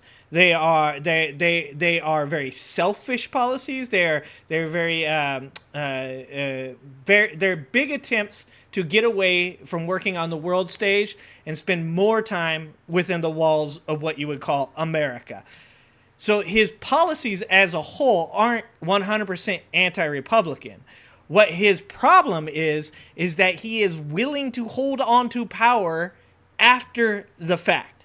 If you look into the fake elector schemes, if you look into the lawsuits that he brought in 60 different states, if you look into the people that were duped into being the fake electors, you can see that Donald Trump isn't scary because Donald Trump's scary because he listens to fucking idiots that surround him, that are yes men, that want to keep him in office and to use him, and he's a narcissist, so he's stupid enough to believe that all those people around him think this is a good thing. It's just like the Project 2025 thing. They don't want Donald Trump in fucking office. Donald Trump isn't a fucking Christian.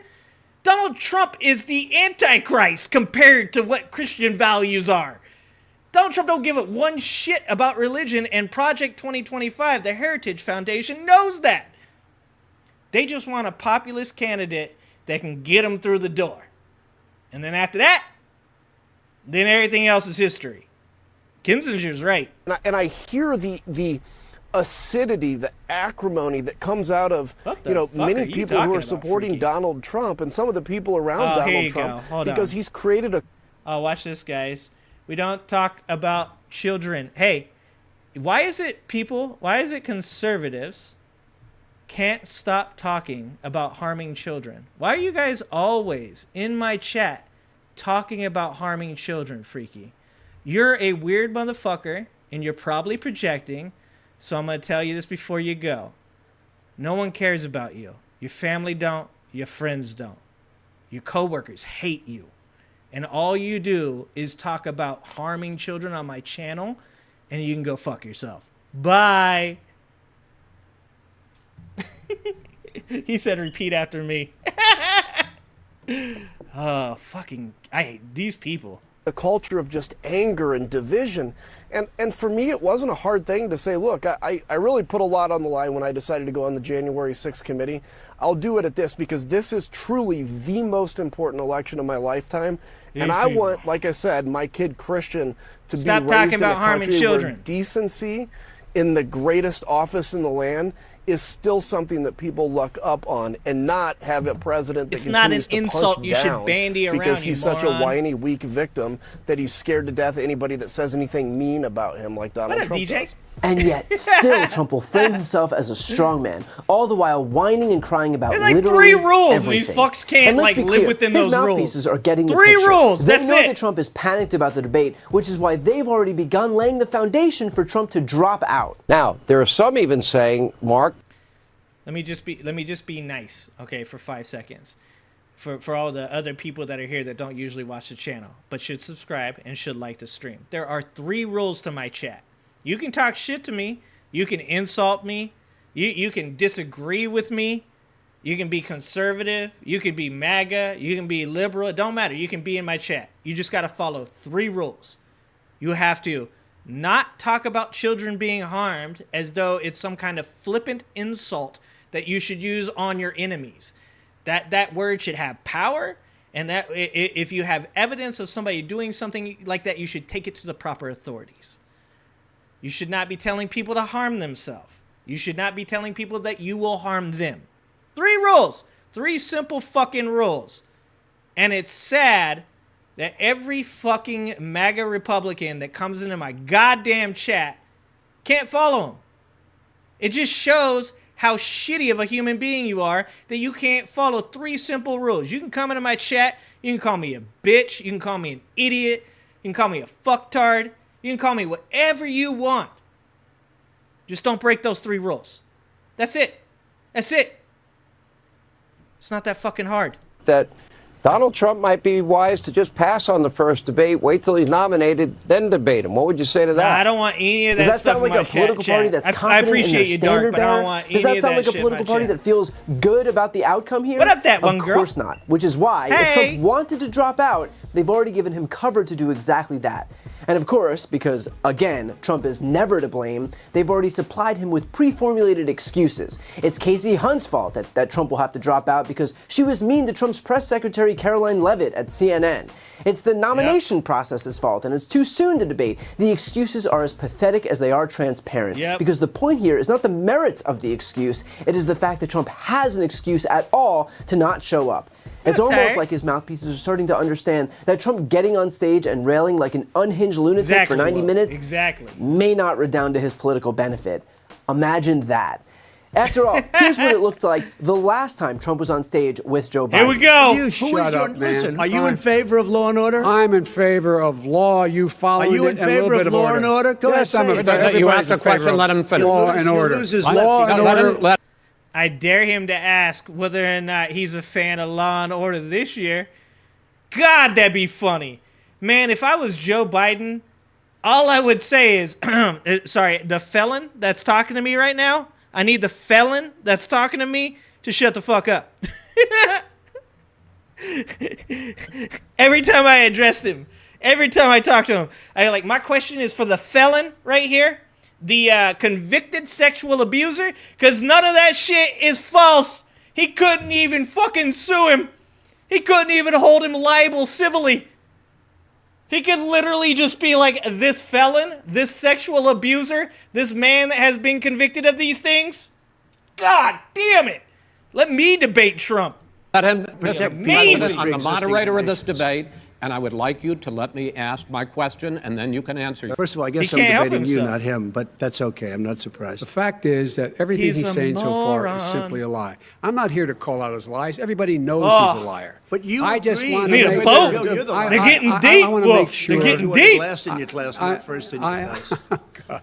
I want to make Mr. sure. President, can you let him finish, sir? No, he doesn't know how to do that. Gentlemen, I hate to raise Chris, my voice, he's but on it tape. seems to be, why should I be different than the two of you? If you think that guy is going to do himself any favors on the debate Yeah, stage, he you won't. are living It's on another gonna planet. be worse That is for an him. unhinged lunatic who is gonna incapable of be controlling worse. himself. That guy went on to lose the election and since then has incited an insurrection on January 6th and became a convicted felon 34 times over. That is not how you expand your tent. That is not how you reach independent voters or suburban moms. This is a guy who quite literally cannot run a charity. The notion that this human wrecking ball should be in charge of the nuclear codes would be akin to signing a death warrant for our democracy as we know it. So I get that he's 100%. panicking, and he has every reason to. He is a megalomaniacal narcissist who is about to remind the entire nation exactly why they showed up 81 million strong to take his job away the last time.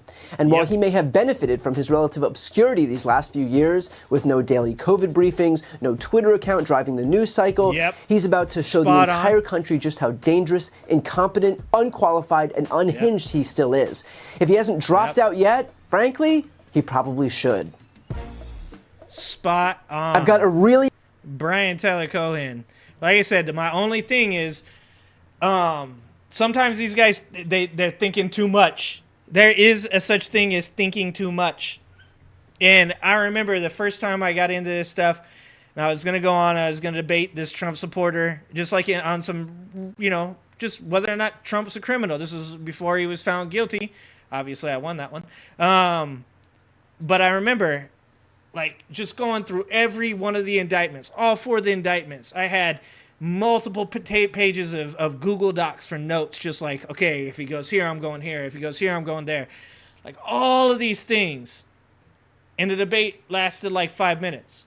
Because within 5 minutes, I was making his points for him, right? I know more about Trump's policies than he does.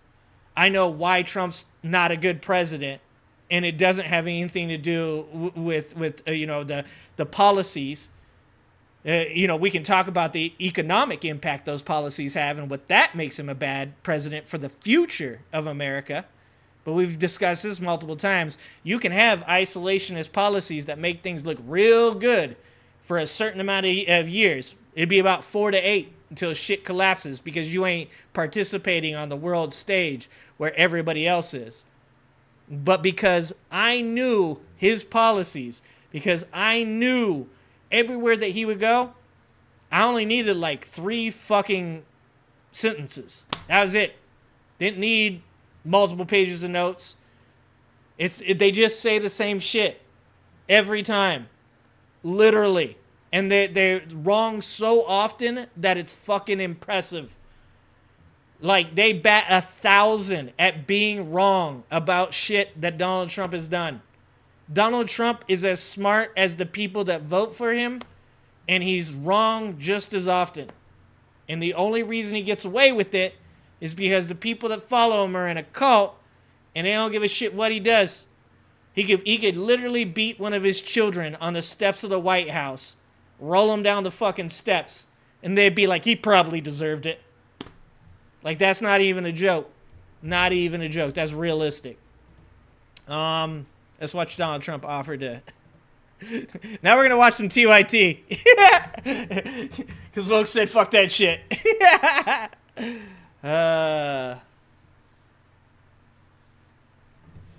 This cult will make excuses for him no matter what he does. Dude, I'd love Eminem to ask the questions. You know Eminem hates Donald Trump, right? That's one of the funniest things about Tom McDonald being loving Eminem so much is Eminem stands for everything that Tom McDonald hates. Dude, like, it's so funny. Yeah, sorry, woke. It was already queued up. I didn't do this on purpose to you, okay? What up, Tiki? I just wanted to watch this part of the video. Maybe I won't make you suffer through too much jank, okay? I don't know if you'd see a beautiful, beautiful person, but you'd see wounds all over me. I've taken a lot of wounds. See that? What did I say? Victimhood. Like, this is what happens. When you're a bully, you get used to just like kind of pushing people around. You stick your chest out. You get real fucking loud with people. People back down. But when you get your ass beat once as a bully, there's only one real avenue of escape. And that is to get people to feel sorry for you. Because the people that saw you get your ass beat know you're not a badass. So you need excuses. You need to say things like, oh, I was tired that day. Oh, man, I hurt my leg playing basketball, or else I would have kicked that dude's ass. And you need people around you that are going to go like, yeah, dude, exactly. You were gonna win that fight. You were, but you got injured. It's not your fault. And that's the mode he's in now. The mode Donald Trump is in now.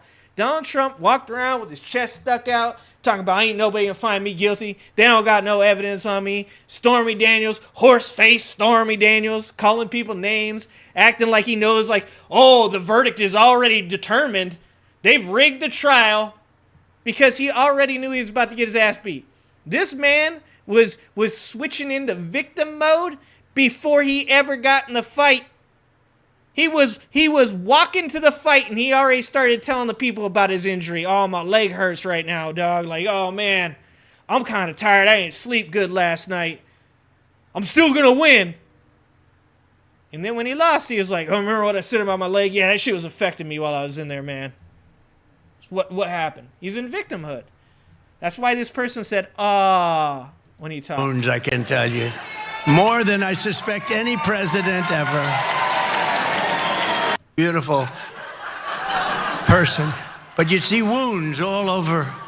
I've taken a lot of wounds, I can tell you. More than I suspect any president ever. Yeah, exactly. But the cops fucked me. Yeah, exactly. I'll take your word for it. Please don't take your shirt off. Now, that was Trump who was pandering to evangelical voters during his speech at the Faith and Freedom Conference. He spent a lot of time. And that's the craziest part. That man stood up there and lied to people. Straight up lied to people that are like, lying is bad. Isn't thou shalt not lie one of the commandments? Did these people want the commandments in school?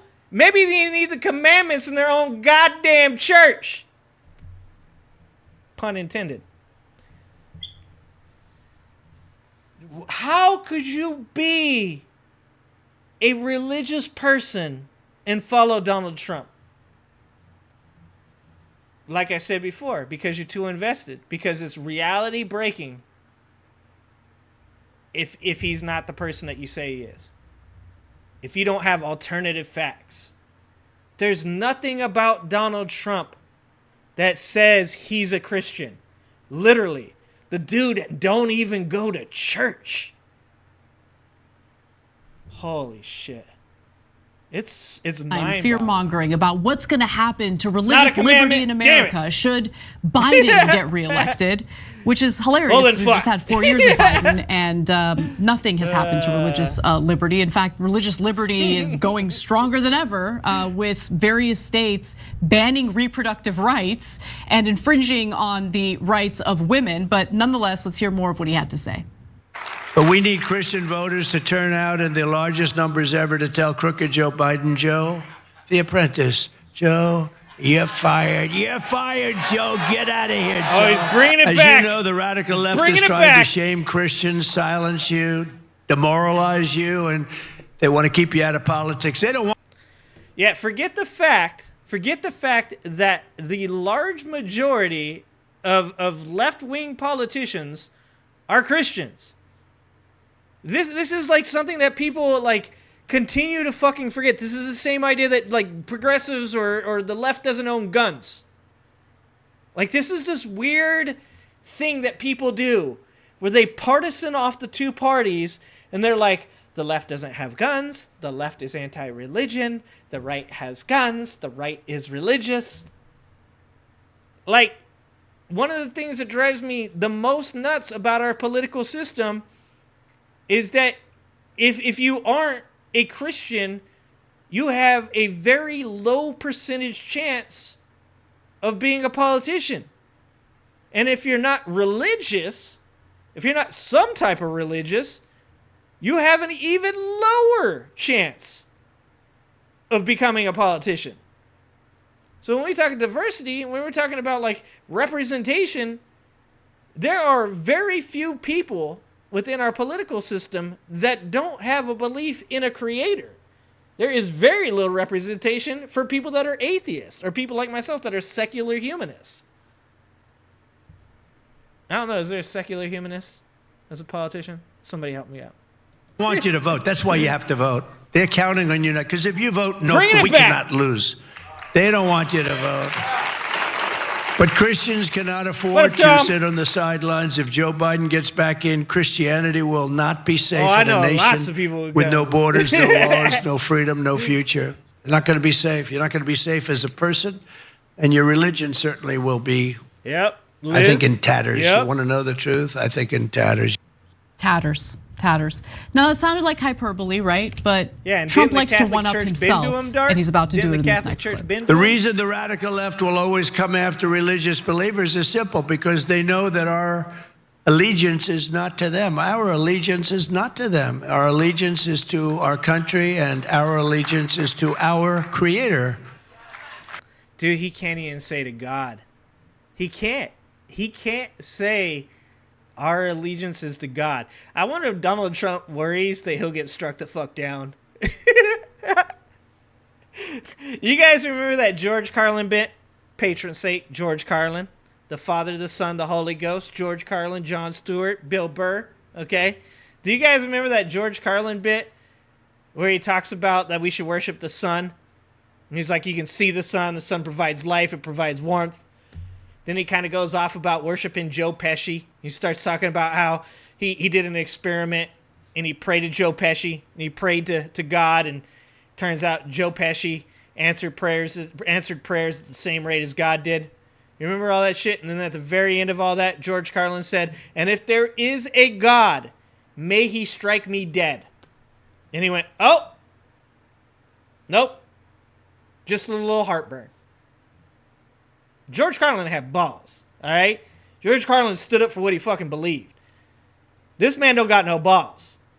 Do you think Donald Trump stands up there saying the dumb shit he's saying, going like, oh, please, I don't mean any of this. I am so sorry. Please don't. Do you also think that there's a possibility that there is a God, and that's why Donald Trump continues to lose over and over again, is because he is blaspheming so fucking hard right now, and God's like, could you guys stop? Do you think if there is a God, he's sitting up there right fucking now? They are sitting up there right fucking now, looking down, going, could you... What the fuck, man? I'm gonna keep making him lose until you dipshits learn. I'm going to keep giving you guys L's until you get an actual candidate that represents me. That's my guess.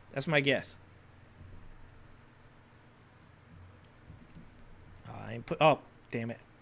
Terrible. Ever to tell crooked Joe Biden, Joe, the apprentice, Joe, you're fired. George Carlin you're was fired, Joe. Get out of here, Joe. As you know, the radical left is trying to shame Christians, silence you, could be true. Demoralize you, and they want to keep you out of politics. They don't want you to vote. That's why you have to vote. They're counting on you now. Because if you vote no, we cannot lose.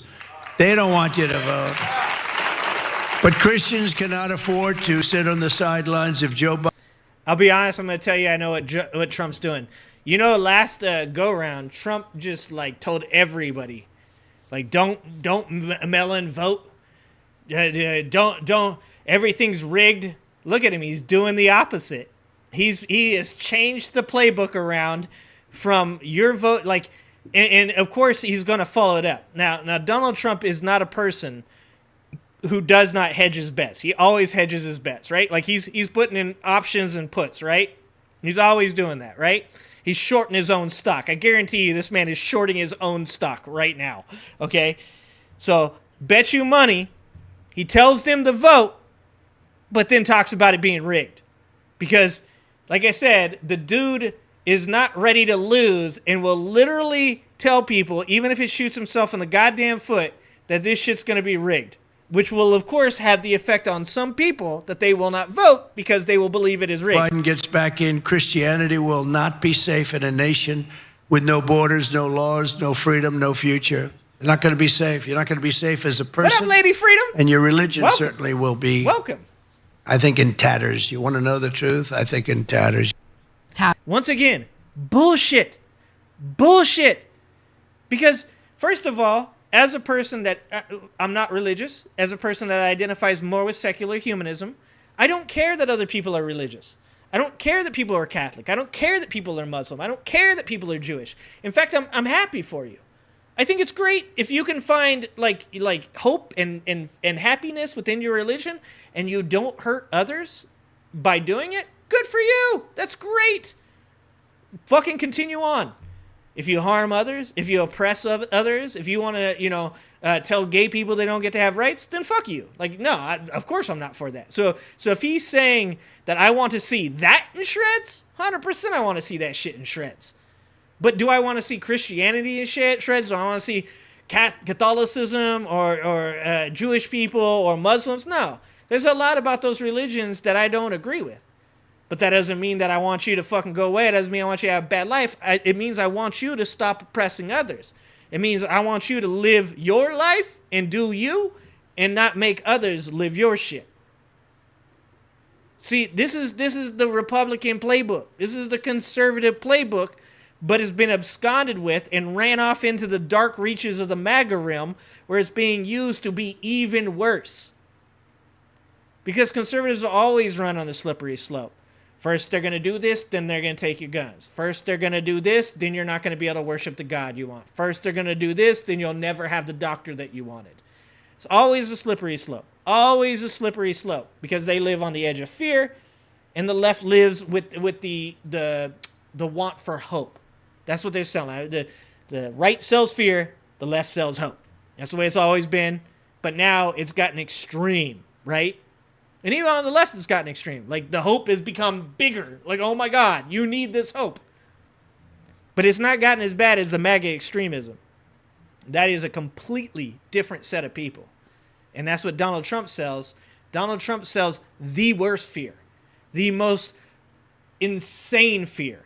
He reaches into the deepest, darkest reaches of the places that you hide in, and you're fearful and you're scared of what could happen, and he pulls that shit out and he shoves it in your face, and he goes, that thing that you're the most afraid of, if you don't vote for me, that's going to happen. And that should make you think about that. If somebody were to do that to you over and over again, I've said this before, that's an abusive relationship. If you're in a relationship with a significant other, and that person, you get mad at them because they did something fucked up to you, they threw away your favorite shirt, They sold your car while you were at work. I don't know if that shit happens. And you're like, why would you do that to me? I'm going to leave you. And they go, yeah? If you leave me, the worst shit that possibly could happen is going to happen to you. That's an abusive relationship. I grew up with domestic violence. I watched my mom get beaten. I watched my sisters get beaten. I was beaten. I know what domestic violence looks like. And that's the relationship Donald Trump has with his voters. Look what he did at the Libertarian Convention. You guys don't want to vote for me? Continue to be losers. You'll always be losers. As long as you don't vote for me, you'll be nobody. That's literally what a domestic abuser does to people. Literally. Tatters. Now, that sounded like hyperbole, right? But Trump likes to one-up himself, and he's about to do it. Yeah, I agree with that. Well, the reason the radical left will always come after religious believers is simple, because they know that our allegiance is not I'm to with them. that, FJB. Our allegiance is not to them. Our allegiance is to our country, and our allegiance is to our Creator. Jim Jones on a higher scale, yeah. And we do not answer to the bureaucrats in Washington. We answer to God in heaven. You're not even... Bullshit. He's not Christian. He is a politician. And he answers to the lobbyists. He answers to these huge corporations that when you talk to these goddamn doomers, they say they hate. They say, we hate that 4 different conglomerates own 60% of the grocery stores. Okay, then, don't vote for Trump. Joe Biden literally has stopped Kroger's from buying Albertsons through lawsuits and antitrust. Joe Biden currently has antitrust legislation against Google, Amazon, Meta, Kroger's, Apple, the biggest corporations that own the most shit. If you are literally against people owning the majority of the wealth, then Biden's a better candidate than Donald Trump. I'm not saying that Biden's even the best candidate for antitrust, but he's better than Donald Trump, and he's better than the majority of people that came before him. He's better than Obama was at it. Look, do I love people like Bernie Sanders? Do I think that somebody like Marianne Williamson would be pretty fucking cool to give a chance? Do I think that we should have ranked choice voting? First, we start there. Yeah, all of those things. Do I think Joe Biden is the epitome of fighting ultra-wealthy corporations? Do I think he is the next Messiah? Fuck no. I'm not a cultist. I don't believe that shit. I just know he's better than Donald Trump, and that's my choices right now. So I want ranked choice voting. I want people to get off their ass and start getting educated and thinking about these things and looking into actual legislation and realizing Joe Biden ain't the Antichrist. But he ain't perfect either. And if you ever want to see the guy you want in there, then you better start talking about ranked choice voting. You're not allowed to say that anymore. Today, if you say that, they want to arrest you. If you say that, they want to arrest you. Who likes the 10 Commandments, by the way, going up in the schools? Worship me or put the fear of God in it. Exactly. But you just said it, and you're not arrested. Like, exactly. I don't understand how people buy into that fear-mongering. Look, I get it. There's criticism toward the religious right, but that's part of the free speech. That's part of the political discourse in America. That is very different from this notion of throwing religious Christians specifically into jail for talking about how. And notice she said the religious right. Because on the left, what you have are Christians, and I'm not saying all of the right, just so you guys understand this, that the Christians on the left are generally progressive people. They're generally people that want to just have their religion, but Muslims can have their religion too. Jewish people can have their religion too. Okay? Flying spaghetti monster people, you can have your religion too. That's what Christians on the left believe. Christians on the left believe that even though they might not, love the LGBT movement or believe that it's godly or whatever the fuck, they believe that they have the right to have equal rights, even if their scripture says different. So when she says religious right, the reason she's pointing directly at them when she talks about criticism is because that criticism is that you take your scriptures and then you apply them to other people's lives. Like, I'm not a religious person. I don't have any scripture that tells me that I'm supposed to hate anybody. I hate people for the reasons that I should hate them, and that's for being assholes. Doesn't matter if you're a white person. Doesn't matter if you're a black person. Doesn't matter if you're gay, you're straight, you're trans, you're young, you're old. If you're an asshole, I don't like you. Doesn't have, like Dennis Miller, who's an asshole now, said a long time ago when he used to be funny. I have no reason to be racist. There's so many other reasons to hate people. Like that's important. That's important to know that the reason that she says the religious right is because on the religious right, you have people that are attempting to do things like what's happening in Project 2025, where they are attempting to push their beliefs on everybody else. And no, the LGBT community is not making you believe the shit they're doing. They're just making you accept that they exist. That's it. There's no LGBT legislation that is happening that you guys believe that is happening that is forcing it down your throat. I have children. I talk to them about these things because I want to know. Are they going to school and people are saying to them the dumb shit that the religious right keeps saying they're saying to them? Is the shit that the religious right is saying that they're forcing them to read these books and they're forcing them to believe that they can be transgender. They're forcing them to do all these things, forcing them to be gay. You know what my kids do? My kids look at me and go, no. Why are you asking me this? Like, that's stupid. Nobody does that. And I'm in California. If it's happening anywhere, it would be happening here.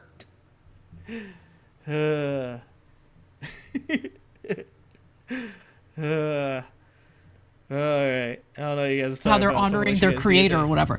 No, honor your creator. Really, I think religious liberty actually is important. Exactly, I think people should be allowed to. 15 million Californians, half of the children in our state, all depend on Medi-Cal. That's why an unprecedented coalition of nearly 200 groups is united, saying yes to protect families and children, yes to protect our health care. Healthcare is a human right. Their religion in America. I think that's actually one of the wonderful things about America, that we don't have a government that is forcing a religion or forcing no religion at all in this country. And so, like, the fear-mongering just really drives me crazy because I don't understand it. I don't understand how anyone who is religious can buy into it, especially at a time when religious zealotry is actually having a huge impact on policies, whether it pertain to, gay rights, transgender rights, obviously reproductive rights. The list goes on and on. Yeah, Agab. Jesus welcomed a prostitute to travel with his apostles and treat her as an equal. And didn't he stop a woman from being stoned? Didn't he stop a woman from being stoned? Is that not where the saying, he who is without sin cast the first stone? Wasn't she like an adulterer or something like that? And Jesus is like, yo, bros, this is why women think we're douchebags. This is when Jesus stood up and he's like, this is why they picked the bear.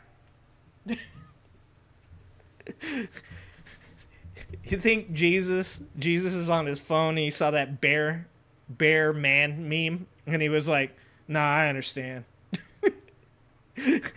Dudes do be fucking up. Thanks for watching. Our audience has helped build TYT into the media giant it is today. Okay, together we can accomplish anything. TYT does, support our work and join us at love to think that they are victims. Yeah, on both sides, by the way. Let's be honest. Yes. Let's be honest. Yes. By the way, all sides, all ethnicities, all religions. See, now this is my thing with Cenk, and this is what drives me fucking nuts about Cenk right now.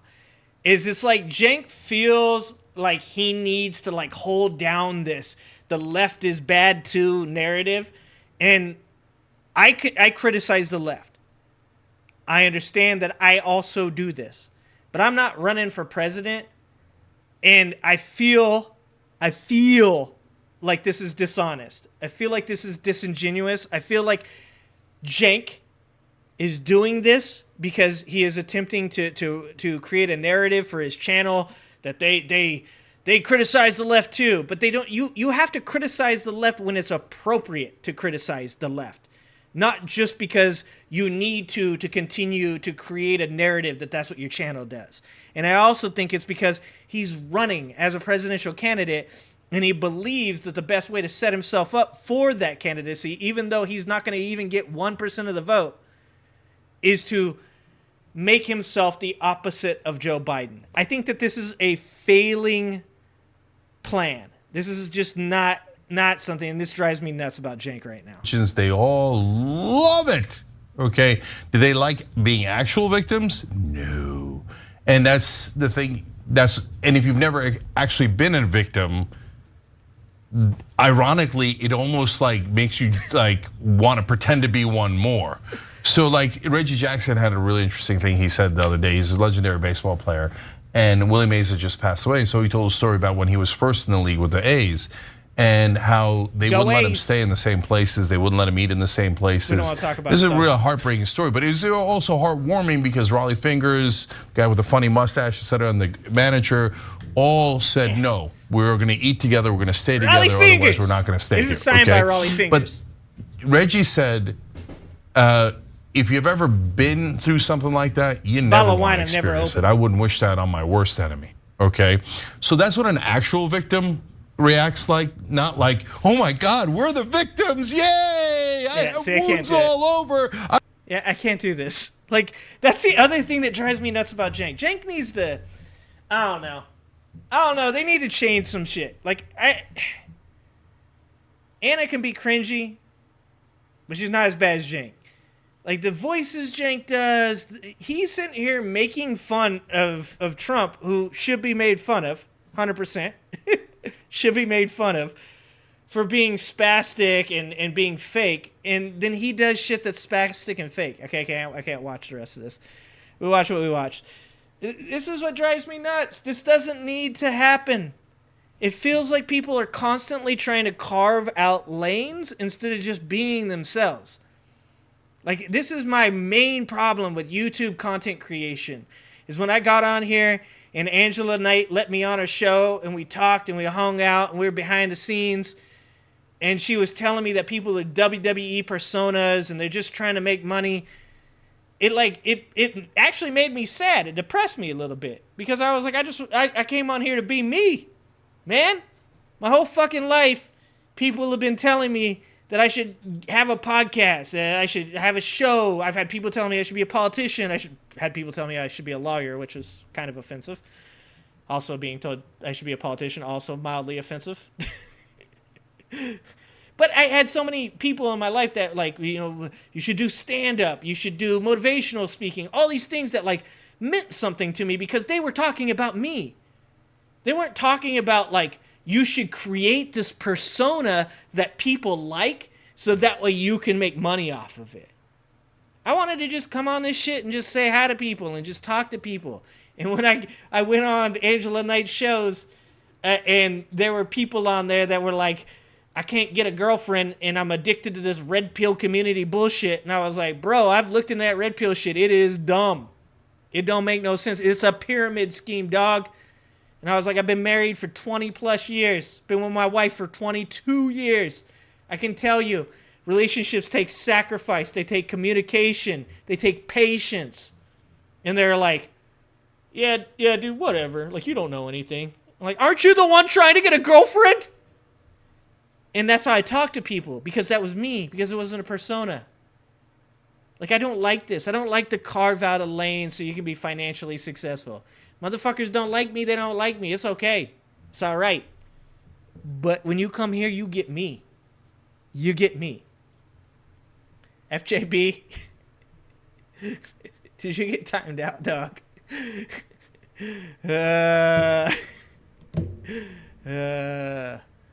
All right. Let's see what else we got. I'm up here rambling and people are ranting. People are getting probably timed out because I'm ranting. Here we go. Let's check out this. Let's watch Legia. Let's watch Legia talk about fake news for a little bit, because I want to educate myself a little bit. The facts have shown that the election was stolen.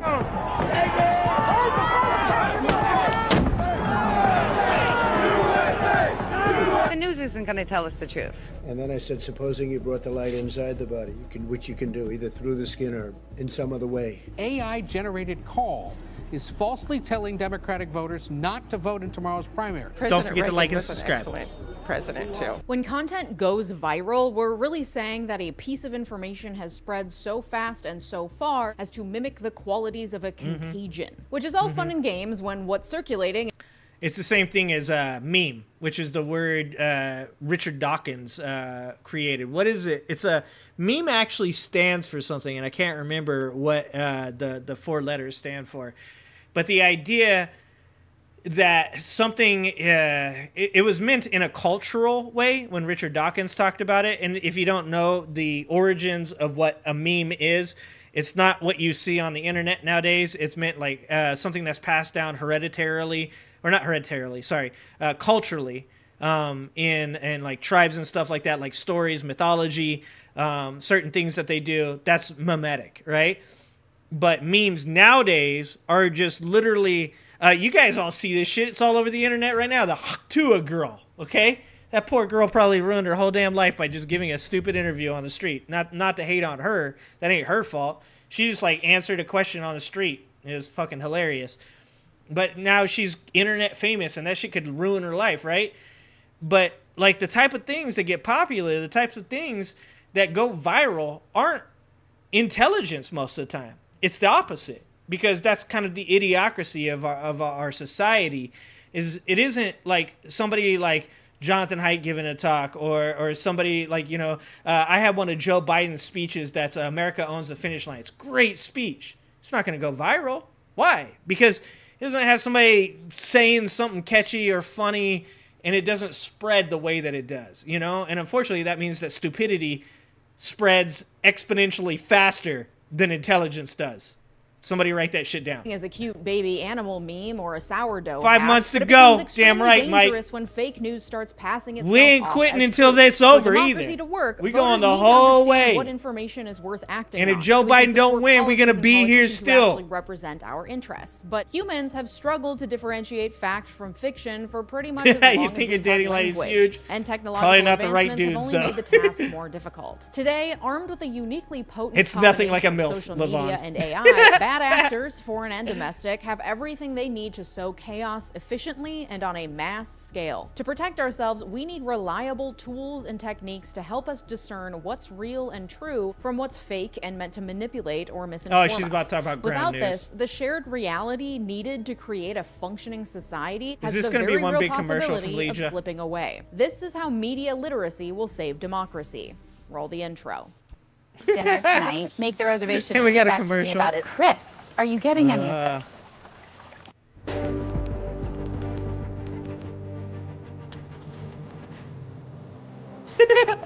Levon, you're killing me. Yeah, no. So DJ, I know most people would hear what you're saying as an insult. MAGA can't process anything that requires more than a few seconds of thought, but that's not an insult. That's just fact. Like I said, the majority of people that come into the chat that want to talk about Trump generally say the same things, right? Like it's always the same things, and they're always wrong. It's like very few people. We've had like one or two people that have came in here and surprised me. Like they're like, "Well, hold on, can we talk about the First Step Act from Donald Trump? Oh, can we talk about so this or that, whatever, like little thing that I was like, oh shit, I never actually thought about that. That's a pretty good point. Let's have a conversation." But most of those people aren't MAGA supporters. When you have to differentiate, right, as DJ did, between who is on the right. And that is, you have religious right, you have conservatives that are like Barry Goldwater, fiscally conservative people. You have conservatives that believe they're conservative that aren't actually conservative. They just grew up with a conservative household, so they think they are, but you ask them enough questions and they're not conservative.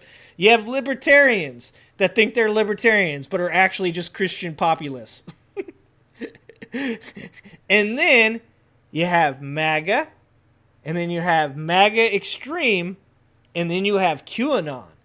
Like, that side of the pie, the Republican side of the pie, is splintered into a million different weird-ass fragments, and I actually feel mildly bad for financially conservative people. But the truth is that it's dominated by that idea that I can get my news from a headline. I can get my news from a meme. I can get my news from a TikTok. And then the Dunning-Kruger goes into full effect, and they believe that they can, have conversations about subjects they know very little about because they've seen enough memes. Like, if that is your foundation of your belief system, is you've seen enough memes to have this conversation, please don't talk. Please go read a book. Please, I cannot talk to you until you read a goddamn book, okay? Please go do that. Because you heard that shit. That dude, Dave Smith, who claims he's a libertarian, debated Andrew Wilson, who I also think is a douchebag. And Andrew Wilson pretty much proved to him he's a Christian populist. He's not a libertarian. He doesn't believe in libertarianism, as most libertarians don't. Then Dave Smith went on Michael Malice's show. Just so you guys know, I watch all the other side shit. Goes on Michael Malice's show and legitimately says to Michael Malice, yeah, I don't know enough about these things to actually debate people. It was crazy. That guy was attacking me. Yeah, because he debates, you dumbass. Okay? You know, that guy kind of attacked me, and that's what these debate people do. Yeah, no shit, you're in a debate. And he goes, you know, that's like me having a conversation with, like, Fauci. And this is a guy who spreads COVID misinformation. Dave Smith spreads COVID misinformation and gets on there and tells Michael Malice, this is like if I had to debate Fauci. Yeah, I'm not as educated as Fauci. Fauci would probably win that debate. And that shit should be clipped and played ad nauseum in fucking Dave Smith's chat. Because for like 2 seconds after getting his ass whooped, it was that moment of clarity. It was that post-nut clarity. Where he was like, yeah, I shouldn't be fucking with these people. They know a lot about this subject and I don't. Of course, like 10 seconds later, he was like, I probably would get some pretty good points in, though. No, you wouldn't. No, you wouldn't. And this is something I say to all of these people that send me this shit. They send me all these memes. They send me all these TikToks. You wouldn't stand a chance against Christopher Hitchens. You wouldn't stand a chance against Andrew Wilson. You wouldn't stand a chance against any of these people that legitimately know what the fuck they're talking about. What up, Stan? Context on the news you're reading What's is going a key on? way to increase What up, he media hurts? literacy. So let's use what's been happening in Palestine as an example. This war Oh, is QAnon is definitely a thing. Have we not watched videos with you, And Bucket? recent coverage of a ceasefire Oh. plan is a great example of this. Ground News compiled 207 articles covering Secretary of State Antony Blinken's reaction to some Nice, proposed lady. changes by Hamas. You can follow along Glad at you're here. ground.news/Legia. Right-leaning New York Post reports Blinken slams Hamas for refusing ceasefire proposal. Says terrorists could have ended Gaza I do like the bloodshed ground with news one thing. word. Okay, While just so you leftist guys know, publication the Truth ground Out news thing is says cool. Hamas Lee just trying to get her commercial out. So if you guys want to look into the ground news thing, you should. It is pretty cool. I do like it. And one of the things I use ground news for, by the way, I'm not being paid for this commercial. I am doing Legia's job for her right now. One of the things I like about ground news is that I get people who will go, this happened, and this is why Joe Biden's a bad person. I'll go look it up. I'll go, hold on, you posted that from some fucking like Russian fucking site pretty much. Okay, and I can prove that by sending them the article through ground news to show that it leans heavily right. And then I'll go, look, I debunked it, and I'm going to show you something that shows that this is not a heavily leaning left article. Something like The Hill, which does do a pretty good job of giving left to right, but most of the time, to be honest with you, I think they lean right pretty hard. But I will send somebody an article from something like The Hill, and I'll show, like, look, it shows this is not a left-leaning article. This is written by people that generally do not give a lot of props to the left, but it is defending them. So I do like this ground news thing for that, and this is not a paid promotion. have with that one relative you just can't politically agree with, because when you know times where one equals information two. is coming from, you can Oh, have please more stop. conversations Don't do grounded that to in me, Dark. facts and less in frustration. But ground news does more than let you seamlessly compare coverage. I can also see only 20% Damn it, it's of still a right-leaning commercial. sources are covering the story. Legia. Meaning if you aren't most of the media you consume. Why is it so long, Legia? The think tank RAND launched a campaign to counter truth decay. It's termed to describe the diminishing role of facts and analysis in American public life since the dawn of the new millennium. Bucket, you have a According to RAND, subscription? truth Good job. decay is eroding civil discourse, causing political paralysis, and leading to general uncertainty around what is and isn't true. In November 2017, Facebook... So I want to say this too, because like I said earlier, watching that movie, and I should have watched it last year, I didn't watch it, the Leave the World Behind movie. A very important part of that movie is a place where Americans are left to the devices of other Americans, and there's no trust, because this is a very poignant movie about where we are as Americans.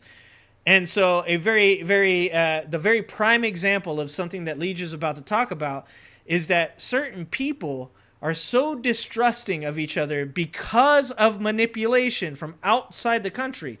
Like, it blows my mind that we have these conversations where I'm arguing with somebody about the Ukraine, and they say, well, do you believe that we've interfered in Russians' elections before? And I say, yes, I do believe that, but I also believe they have interfered in ours. And they go, but don't you think that's a reason that it's okay that Russia can interfere in ours? No!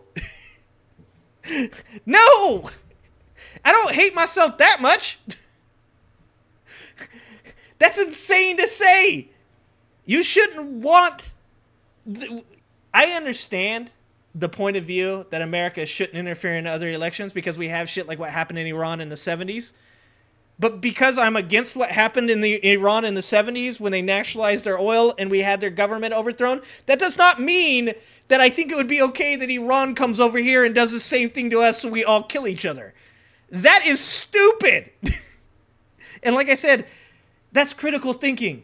Critical thinking is understanding that election interference is not okay, but also understanding that just because you don't do it, they won't do it, okay? That is literally thinking without emotion about the thing, saying to yourself, it doesn't make sense.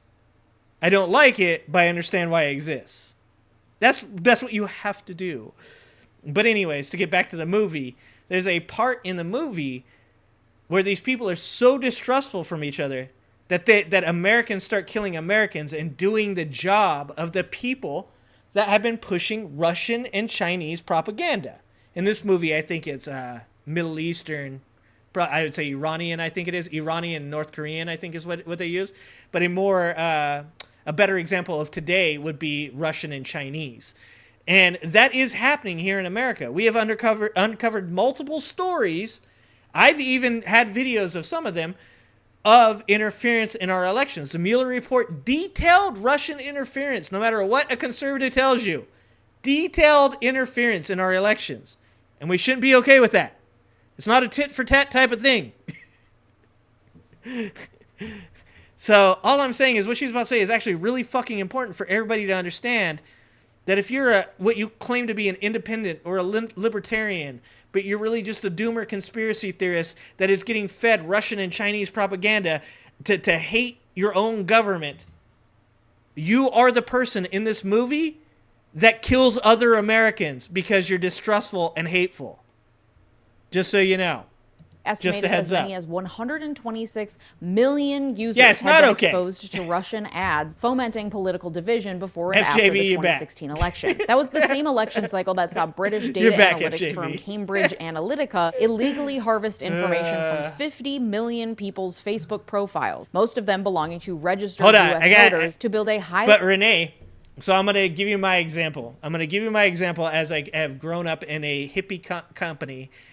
And we used to have this argument in my store.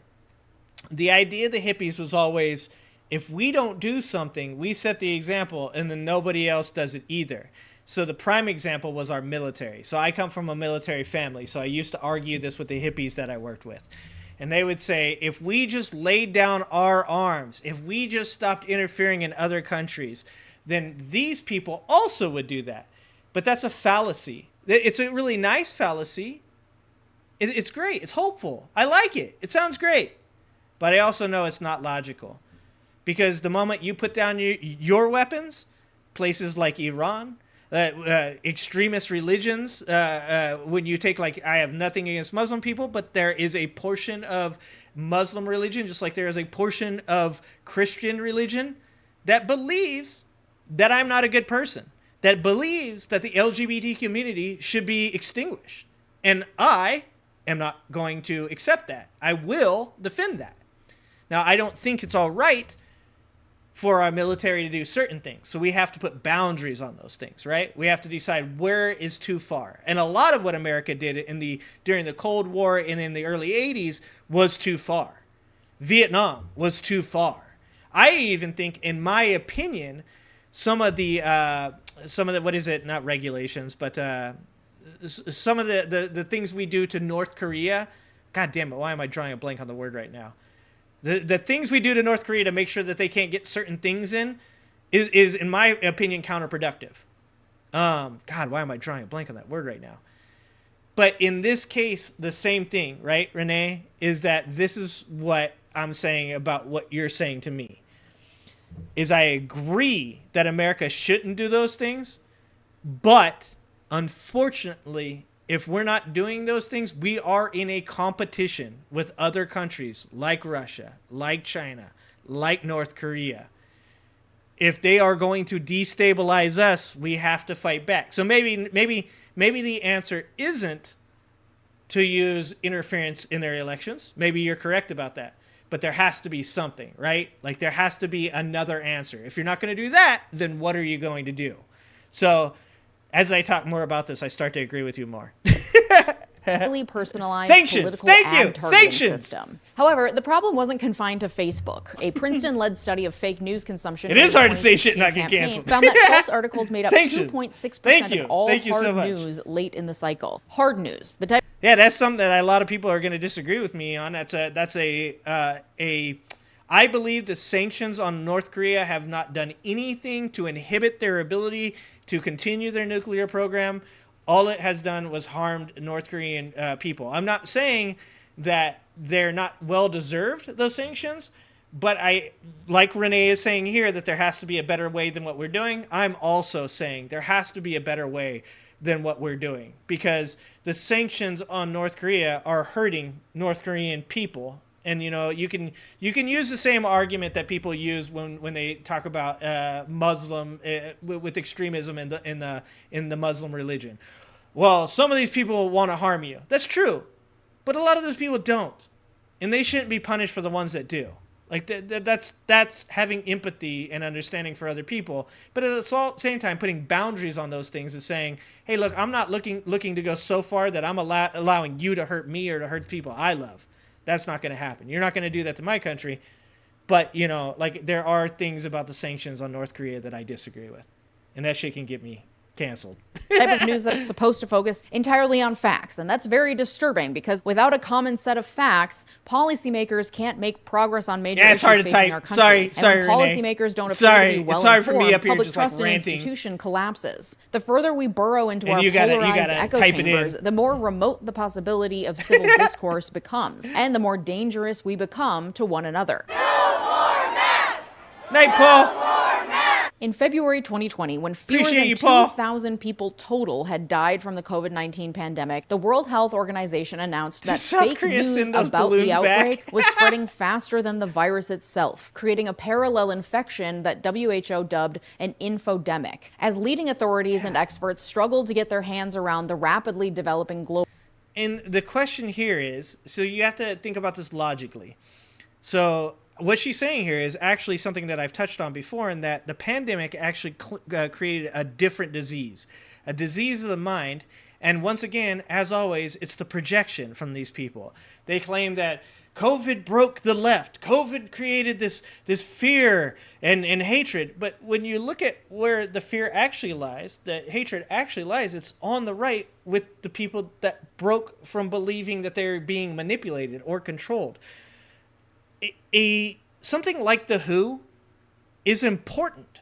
You have to have groups of people that are experts in certain fields. That doesn't mean that they're always going to be right. That doesn't mean that they're always going to have the right answers. People recently have been talking about Fauci in Congress saying, they say he said he made up the 6-foot thing. That's not exactly what he said. He said what he was going off of was the best information he had at the time. So you look at something like that, and you have to give grace. You have to give faith to Fauci in that. He is an expert in his field. He is saying, I think the most important thing we can do is this. Now, that doesn't mean he's going to be right. Just like your doctor isn't always going to be right. If you go to your doctor and you say, my chest hurts, I'm having palpitations, he's going to say, I think that you're going to be okay. We had an EKG. It seems like you're fine. He could be wrong. You could have a heart attack. But he's not doing it out of malice. So this is where you have to give grace and faith. And I said this before. You can either give grace and faith, or you can be suspicious and give judgment, right?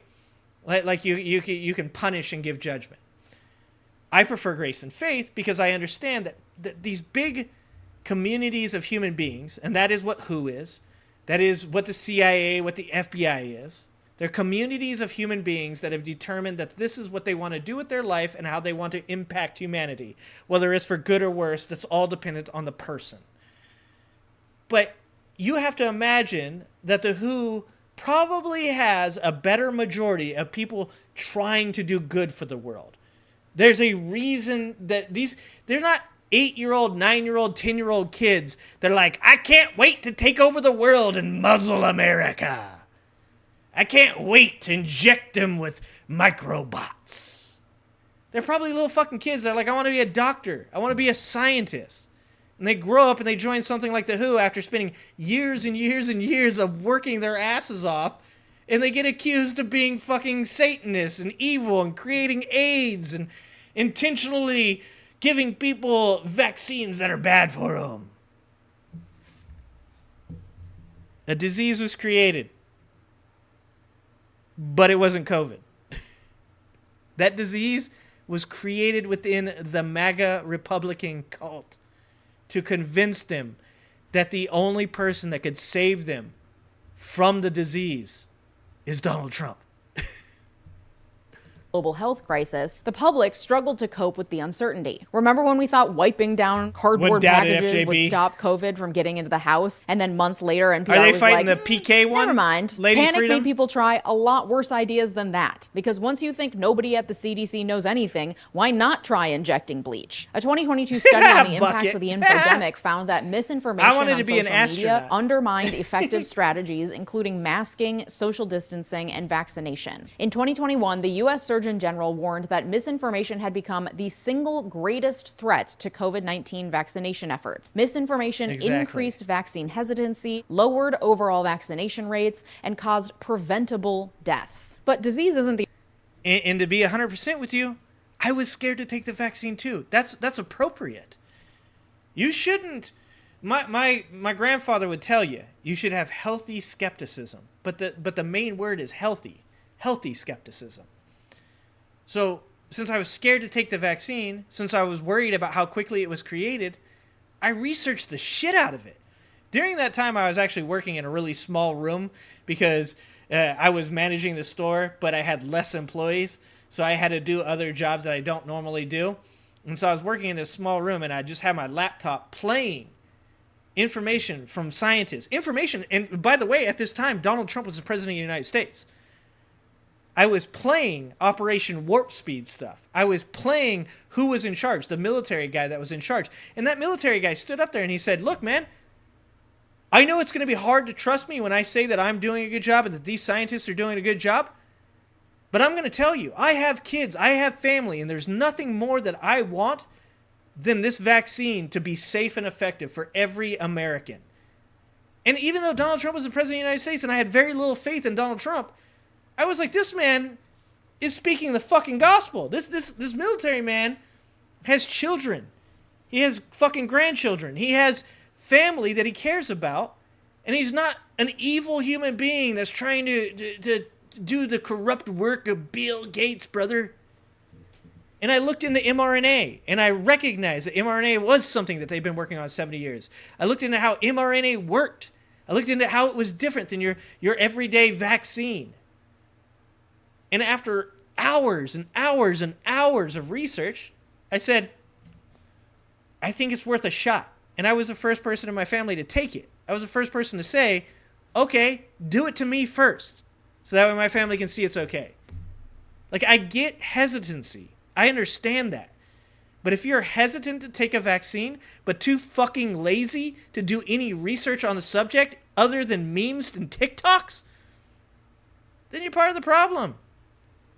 It's not the WHO's fault. Sure. The only deadly danger a poorly informed populace faces. A 2022 policy paper from the Stimson Center explored how social media misinformation worsens political instability and legitimizes mass atrocities by encouraging a permissive societal bandwagon effect that fosters violence against targeted groups. We saw this play out firsthand when misinformation led to a rise in hate crimes against visibly Asian people during the pandemic. And we know it's a problem. In an AP poll from 2022, about 3/4 of U.S. adults identified misinformation misinformation as a major problem contributing to more extreme political views and behaviors, including violence based on race, religion, or gender. What I find so fascinating about Japan that is never very is the talkative. blame shifting it implies. Almost 75% of American adults see the spread of I got 3.5 hours. Has it been 3 hours already?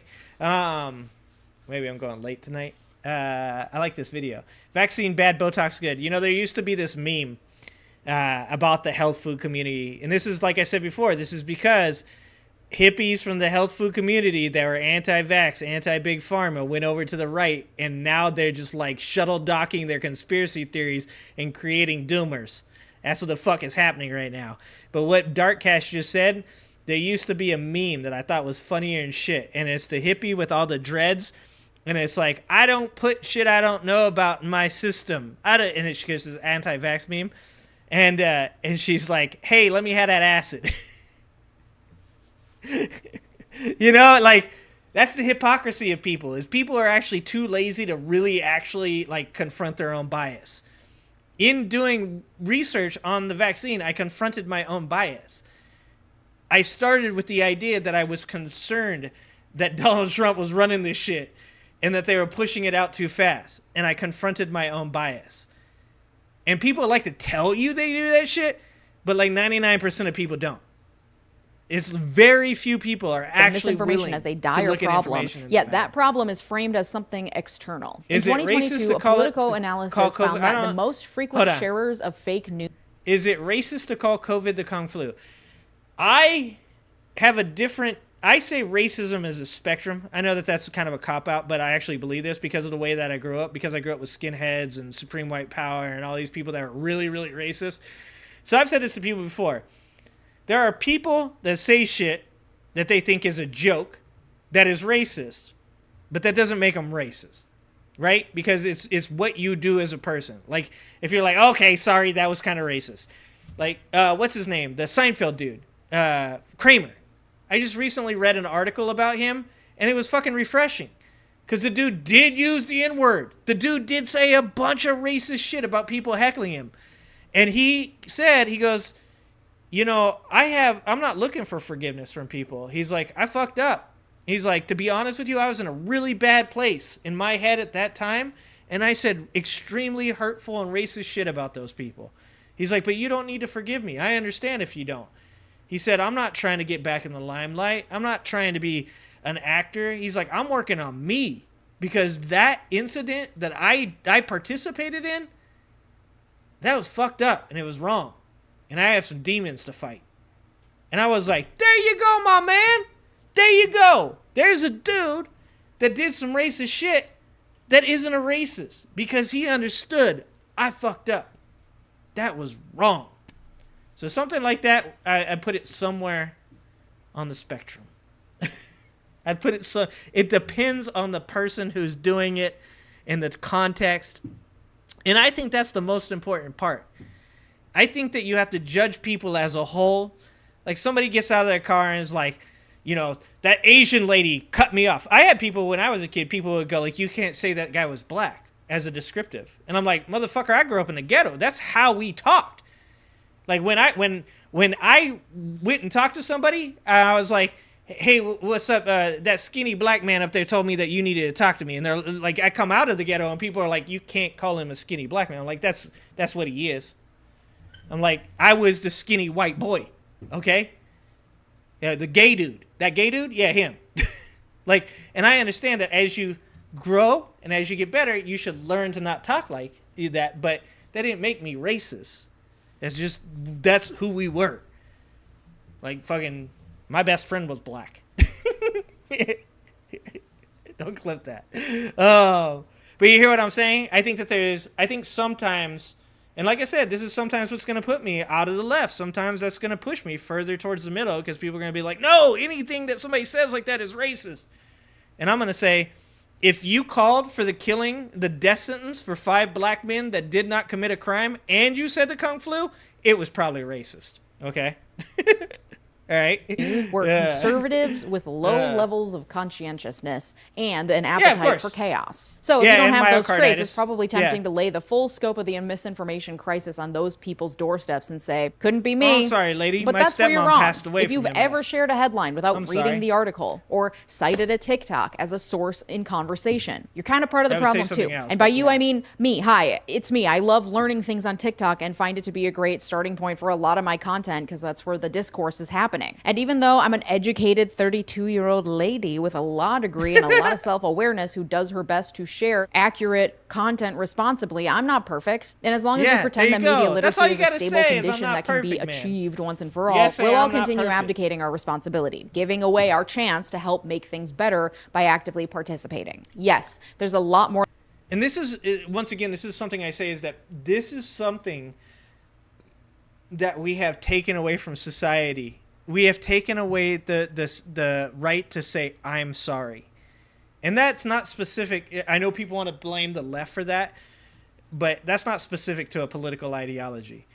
It is people on the internet that are attempting to hold everybody accountable for everything. And it's like, Fauci made mistakes.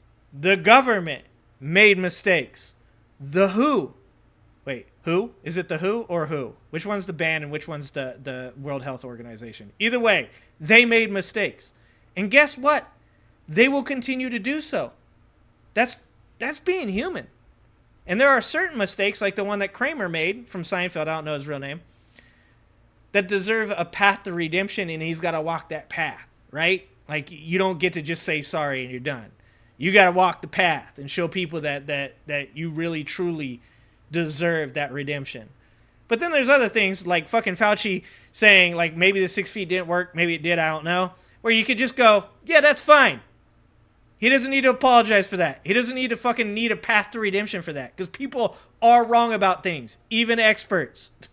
Even experts. Or that social platforms and their algorithms and our government could be doing to help curb the spread of misinformation. But while they're leaving us hanging out here, there are some things we can do to help ourselves to make sure that at least we're not misinforming one another. Media literacy is a set of tools, yes, but also a mindset, one that must be consistently practiced and one that must constantly evolve with the times. Look, I'll cut the malarkey. We're facing a critical fundraising deadline. I'm going to do it. I'm going to do it to you. Just around the corner. As soon as I get me an editor. Fake news, by which I mean false information circulated as fact, has been a problem since humans developed language. In the oral tradition, we call it gossip, the rumor mill, or just old wives' tales. And from pretty much the moment Johannes Gutenberg invented the printing press in 1439, people have been circulating bogus narratives using the written word too. We've been writing about sea monster sightings and religious conspiracies for centuries. Fucking okay? Jared So Kushner. we've always struggled to distinguish fact from fiction. Mass communication simply raised the stakes. But faced with the choice between habitual hierarchical censorship and the individual need to develop discernment, we in our so-called liberal democracies have tended to favor freedom of speech. In Areopagitica, John Milton's seminal defense of unlicensed printing, first of all, Dark, I am not a person that anybody should take any information about where the coronavirus came from. Just so you guys know. I'm coming here thinking I'm going to give you the truth on that shit. I don't fucking know. That is not something that I am an expert on. Y'all are just as, any of your opinions on any of that shit is just as good as mine, just so you know. Yeah, that one's good too. I like that one. That's a good one too, Redon. I'll go with that one. I ain't up here trying to spread that shit. But yeah, hold on. I need to go back a little bit here. Writing about sea monster sightings and religious conspiracies for centuries, okay? So we've always struggled to distinguish fact from fiction. Mass communication simply raised the stakes. But faced with the choice between habitual hierarchical censorship and the individual need to develop discernment, we in our so-called liberal democracies have tended to favor freedom of speech. Yeah, and this is what I'm saying. We got to figure out a balance, man, because we need access to information, 100%, right? We need access to information. We need transparency from our government. But what we have right now is this insane mixture of like doomer fantasy porn and knowledge, right? Actual information.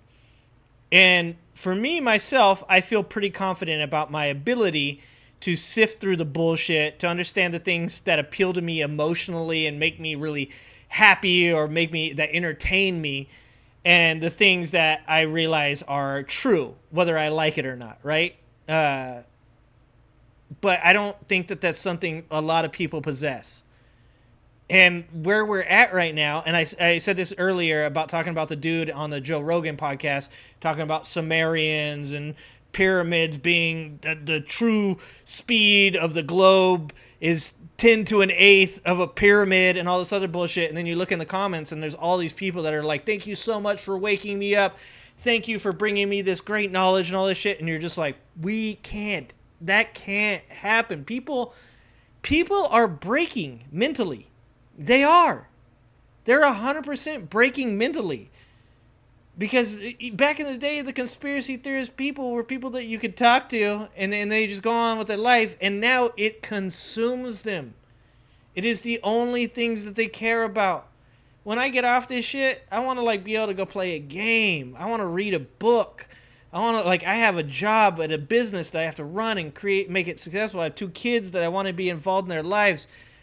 And I feel like the way that people are now with the conspiracy theory thing is that like every moment of their life is consumed by finding the truth. And somehow they never find any of the truth. It's fucking insane. Areopagitica, John Milton's seminal defense of unlicensed printing. Oh, you want a funny one? He hurts on purpose. On purpose, I read The Stand. I read The Stand as kind of what I do to myself. Like, I wanted to read it during COVID because I felt that panic of people, and I wanted to read it because I like to immerse myself in that shit and kind of be like, okay, what is really going on? Can I handle this? Watching that movie, Leave the World Behind. Watch that movie. That shit will give you anxiety because it is really what's fucking going on nowadays. But I like it because I'm like, it's making me confront something that I don't like. I love Black Mirror. People all the time, I hear people say, don't watch Black Mirror. It'll break your brain. You're like, it makes you think about all this shit. But the first episode, if you guys remember, the first episode of Black Mirror is the prime minister, his daughter is supposedly kidnapped, and the people say, you gotta fuck a pig on YouTube. This is funny, right? You gotta fuck a pig on YouTube. And the beginning of the show is nothing but disgust from people. Oh my God, can you believe that they're gonna do this to this guy? What are they gonna do to this guy? They're gonna make him fuck a pig on YouTube. And somebody goes, whoa, that'd be crazy. And then that shit becomes infectious. And everybody starts going, whoa, that would be crazy. When is it supposed to happen? What time? 4 o'clock on Sunday? Yeah, it's crazy, but I'm going to watch it. And the whole point of that first episode, sorry if I'm spoiling this for you, was exactly what we're talking about. Is that people are a part of this problem. I am a part of this problem. You are a part of this problem. And that hurts your feelings to hear it because you want to be entertained. You want things to be fantastical and dramatic. You want life to mean something in the moment because we've been overstimulated. And because of that, we're willing to forgo our morals. We're willing to watch a dude fuck a pig while his daughter is supposedly kidnapped somewhere. Because we're like, well, I don't know if it's going to happen. I'm going to watch it. You want to see the train wreck. But the point of Black Mirror, at least in my opinion, is when you click that button off and it goes to the Black Mirror. If you don't know, that's what the Black Mirror is. It's your screen staring back at you. That's what Black Mirror means. Is that you're supposed to sit there and you're supposed to go, man, do I do that shit? Am I part of the problem? Should I behave differently? And then you're supposed to make incremental change because in the end, you can't make these huge changes. It's hard to do that. Instead, you got to make small changes that lead to big changes. argues that moral and intellectual development is predicated on opportunities to learn from freely circulated ideas. Instead of shielding people from so-called bad texts, of course, Milton was like, bring them on. How's anyone supposed to learn the difference Kevin? between good and evil if they can't sample both? You know what I mean? It's worth noting that Milton's approach had less to do with his faith in people and more to do with his faith in the power of truth itself. According to Britannica, to attempt to preclude falsehood, he believed, was to underestimate the power of truth. Milton obviously never anticipated the rise of AI deepfakes, but to be fair, he also lived hundreds of years before indoor plumbing, so... Centuries later, our founders followed Milton's logic when they enshrined freedom of speech and the press in our Bill of Rights. Censorship, they believed, posed a far greater threat to democracy than unconstrained speech. But it wasn't until the Industrial Revolution made printing faster, cheaper, and easier than ever that literacy rates began to soar. Census data suggests that by 1920, as much as 94% of the population over 14 could read and write. However, as basic literacy became the norm, it also became clear that the truth would not simply become obvious without some additional training. Basic literacy has to do with a person's ability to understand the meaning of symbols on a page. But in its most nuanced form, literacy demands a conversation between the reader and the text itself. When we start to think of literacy as the capacity to analyze context, interrogate a source, or draw connections and conclusions, it makes much more sense as an ongoing practice. We don't turn our ability to read on and off, but how we interpret and internalize what we read definitely changes based on our mood, mindset, and various other circumstances. Without this more self-reflective brand of literacy, chaos lurks around every corner, as Americans learned the hard way one night in 1938. Oh, yeah! This is dope, actually. Ladies and gentlemen, the director of the Mercury Theater and star of these broadcasts, Orson Welles. On Sunday, October 30th, the night before Halloween, American actor and director Orson Welles caused a national panic when he broadcast his play, War of the Worlds, on the radio. Listeners who tuned in after the introductory warning had no idea that what sounded like breaking news bulletins describing a Martian invasion were actually part of the fictional performance. By the late 1930s, radio had become the primary technology for communicating breaking news. So when it came to War of the Worlds, people were primed to confuse the medium, radio, for the message. News content. The problem wasn't that they didn't understand what the broadcast was saying, it's that they didn't have enough context to comprehend what it meant and act accordingly. Today, the accidental War of the Worlds hoax is still used to teach elementary and middle school students about media literacy and the importance of engaging mindfully with any message, regardless of the medium. As film became more prevalent and accessible, teachers were eager to experiment with the new medium. In 1922, an educator from Indianapolis was already using motion pictures to teach writing to 8th graders. In 1933, educational pioneer Edgar Dale wrote an early manual on using motion pictures as a teaching tool to help high schoolers develop critical analysis skills. And that's how we got the VCR TV combo in the classroom. Children were taught to understand the language of film in the hope that it would both elevate their personal tastes while also protecting them from potentially nefarious influences. If young people understood the artifice of film, they wouldn't be so easily duped by sensationalism and propaganda. In fact, the word propaganda dates back to 1622, when the Catholic Church created the Congratio de Propaganda Fide to propagate the Catholic faith in non-Catholic countries. The term didn't develop a negative connotation until... And one thing that I always point out is, like, people will use the Cold War period and the 60s, 70s, and 80s as, you know, the reasoning behind why you can't believe anything that comes from the government, right? And the problem with that is that it's a really solid explanation for why they have the beliefs that they do. And that is, yes, during the Cold War, during the 60s, during the 70s, during the 80s, the government lied like a motherfucker, and they did a lot of bad shit. But if I can posit one thing to possibly give you hope for the future of our government, it is this. If you look back at what our government was, and if you're a white dude, you're about to get triggered, sorry. If you look at what our government was in the Cold War, the 60s, the 70s, and the 80s, our government was populated by rich white dudes. And that was it. And this is why I tell you guys so often that diversity is important. Because when you have a bunch of rich white dudes, they all have the same reasoning. They have the same goals. We're not talking about people that came up out of nothing and became popular or big people. These are people that had connections within the government that go back ages. You can hear the Clintons' name in the American Revolution. There's people named, I forgot what the guy's name was, something Clinton in the American Revolution. And I was like, oh, no shit, that's funny. But the diversity of our government is important, because the more diverse our government becomes, the more likely that you do not have this solidarity. I wouldn't say a purpose. There should be a solidarity of purpose, but there shouldn't be a solidarity of personal purpose, right? Those people were in bed with the oil companies. Those people were in bed with the military contractors. And I'm not saying that there aren't people that are currently in bed with those people. What I'm saying is that when you have eco-warriors in government, those people are our boundaries on the people that are in bed with oil companies.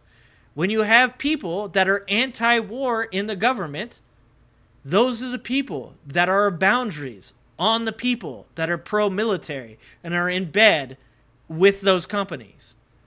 The reason that diversity is so important, and the reason that specifically the Christian right doesn't want you to be okay with it, is because it puts boundaries on their ability to do things. The 2025 Heritage Foundation plan should spell it out for you perfectly, and if you read that document and you come away thinking anything other than the fact that the Heritage Foundation's idea of America is a Christian nation, then you have no reading comprehension. Zero. Because it is spelled out in no uncertain terms that the idea that the Christians have is the same idea as the 2025. Now, I'm not saying all Christians. I'm saying the extremist religious right. So you need diversity. And that's why when you look on the left side of the aisle, you see diversity. And when you look on the right side of the aisle, you see mostly old white men. And that's because they are a relic of the past, and there should be old white men. There should be old white women. But there should be poor people. There should be rich people, even though I hate them. There should be people that worked really hard to get to where they are, and people that are connected. There should be Latinos. There should be African Americans. There should be LGBT people. Because the more diversity that we have in our country, or I'm sorry, in our politics, the more it represents Americans as a whole. And it also puts boundaries on people so we don't see what happened in the Cold War, in the 60s, in the 70s, in the 80s. That's why I have so much more positivity for this government when people say things like, but what about the Cold War? What about what happened in Iran? What about the Contra Circle? Whatever the fuck that was. What about Operation Paperclip, brother? That's not the same people running the government. Whether or not you guys want to tell yourself that or not, it's just not true. AOC is not... Y'all hate AOC because she's loud. You don't hate her because she's a fucking government operative. The mid-19th century, when it entered the political sphere. In the U.S., the term was associated with fascist and communist propaganda, which had become a major concern among scholars by the second half of the 1930s. In 1937, a former journalist named Clyde R. Miller, no relation, founded the Institute for Propaganda Analysis to research how public opinion is influenced and provide solutions that would help the public detect, analyze, and reject propaganda they encountered in the wild. In a 1939 lecture, I like Miller AOC too. Since propaganda couldn't legally be prevented, I'm talking about the right. Whole First Amendment thing, and countering propaganda with more propaganda had too much risk of backfiring and deepening divisions and distrust, education was the only viable solution. In addition to showing up in schools education and partnering with Scholastic Magazine to reach young students, Miller's Institute also served adults. Its popular weekly bulletin newsletter provided an in-depth analysis of the propaganda techniques employed by all sides of a timely news topic, plus a list of sources and recommended reading. At its peak, 10,000 people subscribed and another 18,000 bought the bound volume of back issues every year. But the IPA suspended operations as the U.S. entered the Second World War in 1942, partially because we'd started making our own anti-Hitler propaganda, so having an institute that called out propaganda wouldn't be particularly helpful for our war efforts. Ironically, in 1947, the House Un-American Activities Committee attacked the institute, calling... What does that picture look like to you? They all got the same fucking haircut, man. They're all wearing the same goddamn suit, man. This is why, like, people take this the wrong way. People take this as in they're trying to cancel the white man. They're trying to oppress the white man. They're trying to get rid of him. They're not. I'm a white dude. I can tell you they're not. Nothing has changed for me. I still do the same shit every day. I pee where I want to. Just so you guys know, as a white dude, I am capable of doing that. It's not that, man. Other people getting rights doesn't mean that your rights are getting taken away. It's not how it works. It's diversity matters because this shit don't happen if it ain't just these dudes.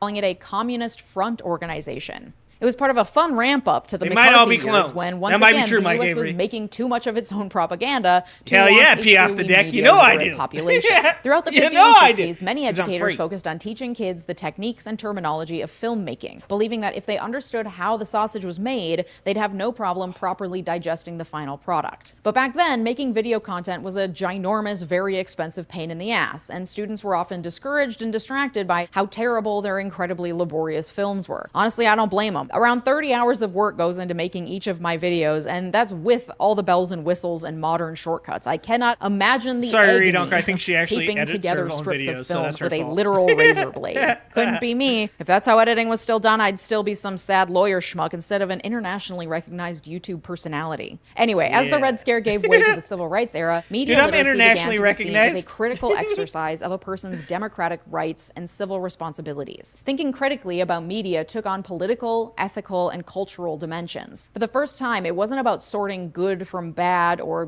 good from communist. It was about digging into the nuances and interrogating Don't the sleep gray under my deck, areas. dude. Media literacy became a favorite tool of postmodernism, the late 20th Legion century Miller. philosophy that more or less blew up the notion of objective truth in favor of Read countless can't unknowable not see it now. subjectivities. The closer we edged towards the 21st century, the more urgent media literacy started to sound. A technological revolution was underway, and the speed and scope of communication were transforming once again. Today, media literacy has become an umbrella term encompassing numerous subtypes, including critical media literacy, information literacy, news literacy, and digital literacy. For our purposes, let's keep it simple and broadly define media literacy using the 5 core concepts laid out by Elizabeth Thoman, founder of the Center for Media Literacy in the U.S. in 1993. 1. All media messages are constructed.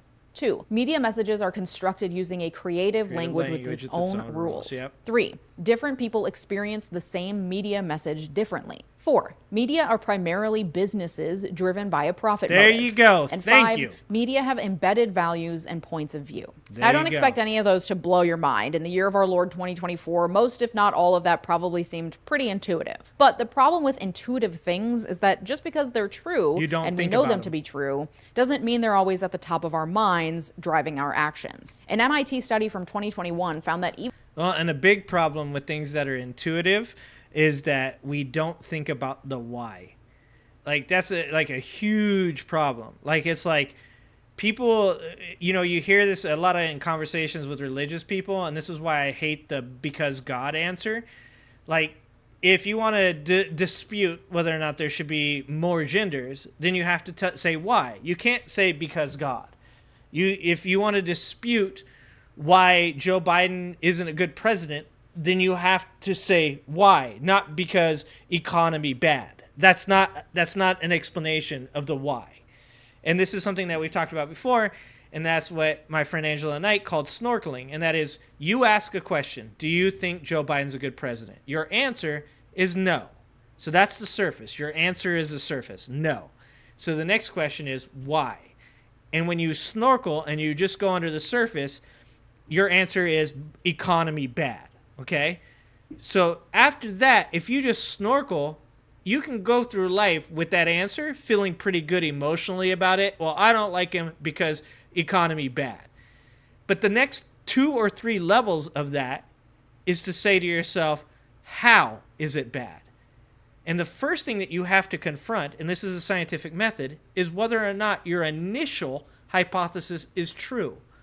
You need to confront whether the economy is bad, and you must accept that you might be wrong, because you can't get to the next level, next level, next level unless you accept the first. And so this is what happened in the Neil Tyson, Terrence Howard thing, was Terrence Howard got his fucking feelings hurt because he sent a white paper, for the most part, to Neil deGrasse Tyson, who peer-reviewed it. Now, Terrence Howard didn't know that's what he was doing. Terrence Howard thought he was sending his paper to Neil deGrasse Tyson, and Neil Tyson was going to have his mind blown, and he was going to be like, holy shit, where have we been hiding this genius? This genius, 1 × 1 = 2. Fuck, man, everything is wrong. Get this motherfucker in the room, make him the king of the world. Let's go. And that didn't happen because Neil deGrasse Tyson is an actual scientist, astrophysicist, right? And he took it and he looked at it and he goes, your hypothesis is 1 × 1 = 2. Let's go over that. And he immediately goes, from the very beginning, your hypothesis is wrong. And he doesn't just tell him it's wrong. That would be snorkeling. Instead, he says, here's the math to show you that you're wrong. Because you believe that no number above this number times this equals this. And I'm going to show you that if you times it times anything under 1, that's not true. So therefore, the hypothesis is wrong. And that is peer review. That is important. That is the scientific method. The proper thing to do there, when Neil Tyson, after he actually was very nice about it, including saying his art was nice, sent it back to him, Terrence Howard's job is to deep dive. His bias cannot get in the way of the fact that he is wrong. He needs to say to himself, okay, he's proven that I'm wrong. Now I need to go back and do it again. This is what Einstein did with the theory of relativity. Einstein went in front of the council multiple times to be told he was wrong until he was able to prove he was right using the eclipse and using actually advanced mathematics that Einstein didn't know. Einstein literally learned new math to prove the theory of relativity. If Einstein can literally learn a brand new type of math to prove his theory, you can fucking look up a couple articles and face your own bias. Even though digital literacy was associated with a better ability to identify true versus false information, this did not appear to translate into sharing better quality information. Nor was analytic thinking correlated with better sharing quality. The problem, the study reasoned, was that people tend not to consider accuracy when deciding what to share online. Funny, cute, interesting, timely, sure. But accurate? That's lower on the list. The MIT study found that the only factor that moved the needle on the quality of content a person shared was procedural news this what this shit gets you is understanding how hard news is constructed and how mainstream media operate. An article from the European Journalism Observatory summed it up, noting that procedural news knowledge provides the internal scaffolding for bullshit detection and increases motivation to engage with legitimate sources. When it comes to nurturing an informed electorate, responsible news gathering, ethical journalism, and a truly free press are all incredibly important pieces of the puzzle and frankly deserve an entire video, which is coming soon. But for this video, we're focusing on the things we can control. All right, I'm going to stop Legion here because this is another 20 plus minutes and we are towards the end of the show here. Yeah, he had to get away from Newtonian equations. I love Einstein. That's why all this shit nowadays drives me nuts, is because everybody thinks they're fucking Einstein, dude. You're not. I'm not. You're not. You're not Fauci. You're not a climate scientist. You're not an expert on war or the economy. And that's okay. You don't have to be, and you're driving yourself insane trying to be. That is the Jonathan Haidt idea of bees and chimpanzees. Sometimes you get to be a chimpanzee. Sometimes you got to be a bee. Like, the fundamentals of American society is the idea that freedom is more important than anything else. And that's really good on the surface and it looks great on paper. But sometimes sacrifice is a part of getting those freedoms. So sometimes you have to join the beehive and you have to recognize that your job isn't being the virologist. Your job isn't telling people where, whether or not a war is just or not. Sometimes your job is to speak out and say that you disagree. Sometimes it's to protest. But what it isn't is to become so pessimistic, so hateful, so angry that you stop being a productive part of the beehive. You know? You want to have your free time as a chimpanzee. You got to do the work in the beehive. So I appreciate you guys. I think you guys are amazing. I wish you guys, the best in becoming Einstein. Fucking, I'm not saying some of you ain't, but all of you ain't. I'll fucking put money on that. I'm not Einstein. I ain't even fucking close. That man used to solve complex equations while playing the violin. Fucking insane. But he did the work. And that's what you gotta do. If you want to be right about something, you don't get to be right because you saw a meme or watched the TikTok. You get to be right by proving that what you believe is correct and then having other people look at it and tell you whether or not they think you're right. And if you think that their criticisms of your work are incorrect, then you need to show them that. You know that Einstein was one of the fathers of quantum physics. Like, he was one of the first people that really started thinking about it. With, I think it's Max Planck was one of the originals. And towards the end, Einstein hated the idea of quantum physics. He didn't want to believe it was true. And so he would go to the talks. I want to say it was Planck. He'd go to Planck's talks, and he'd bring these little inventions that he had created to show Planck he was wrong, that quantum physics didn't exist. And every time he would bring them to one of Planck's lectures, Planck would look at it, and he'd go, okay, cool, let me take it home. And he'd take it home. He'd look at it for a while. He'd figure out why Einstein was wrong. He'd bring it back to Einstein. He'd go, you're wrong because of this. And Einstein would throw up his hands and in the distinctly German way that Einstein would do that. And then Einstein would go home, and he would figure out some new invention, some new experiment. And he just did that over and over and over again. And as you guys all know, because quantum physics still exists, quantum physics is still being researched and being put through the scientific method, that Einstein never proved him wrong. Einstein died trying to prove Max Planck wrong. And Max Planck never proved that he was right, but he was never proved that he was wrong, because that method still continues to this day. And that's why we have things like the possibility of quantum computers. Spooky action at a distance, guys. When are we going to get another science live stream? Soon. Answer your question above. Is that the question? Later, FJB. What up, Nana? Nana, you came in at the end. Okay, you're just asking when we're going to do another live science live stream. I am so booked up on everything right now, trying to create videos, and like I'm not even doing my podcast anymore because I just don't have time with it. Time for it. When I get to a point where YouTube actually pays me some type of money to be able to spend more hours doing this and maybe less hours doing my actual job, that's probably when we're going to have more variety in the streams. But I do want to do a science stream soon. To be honest with you, I don't want to do political stuff my whole life.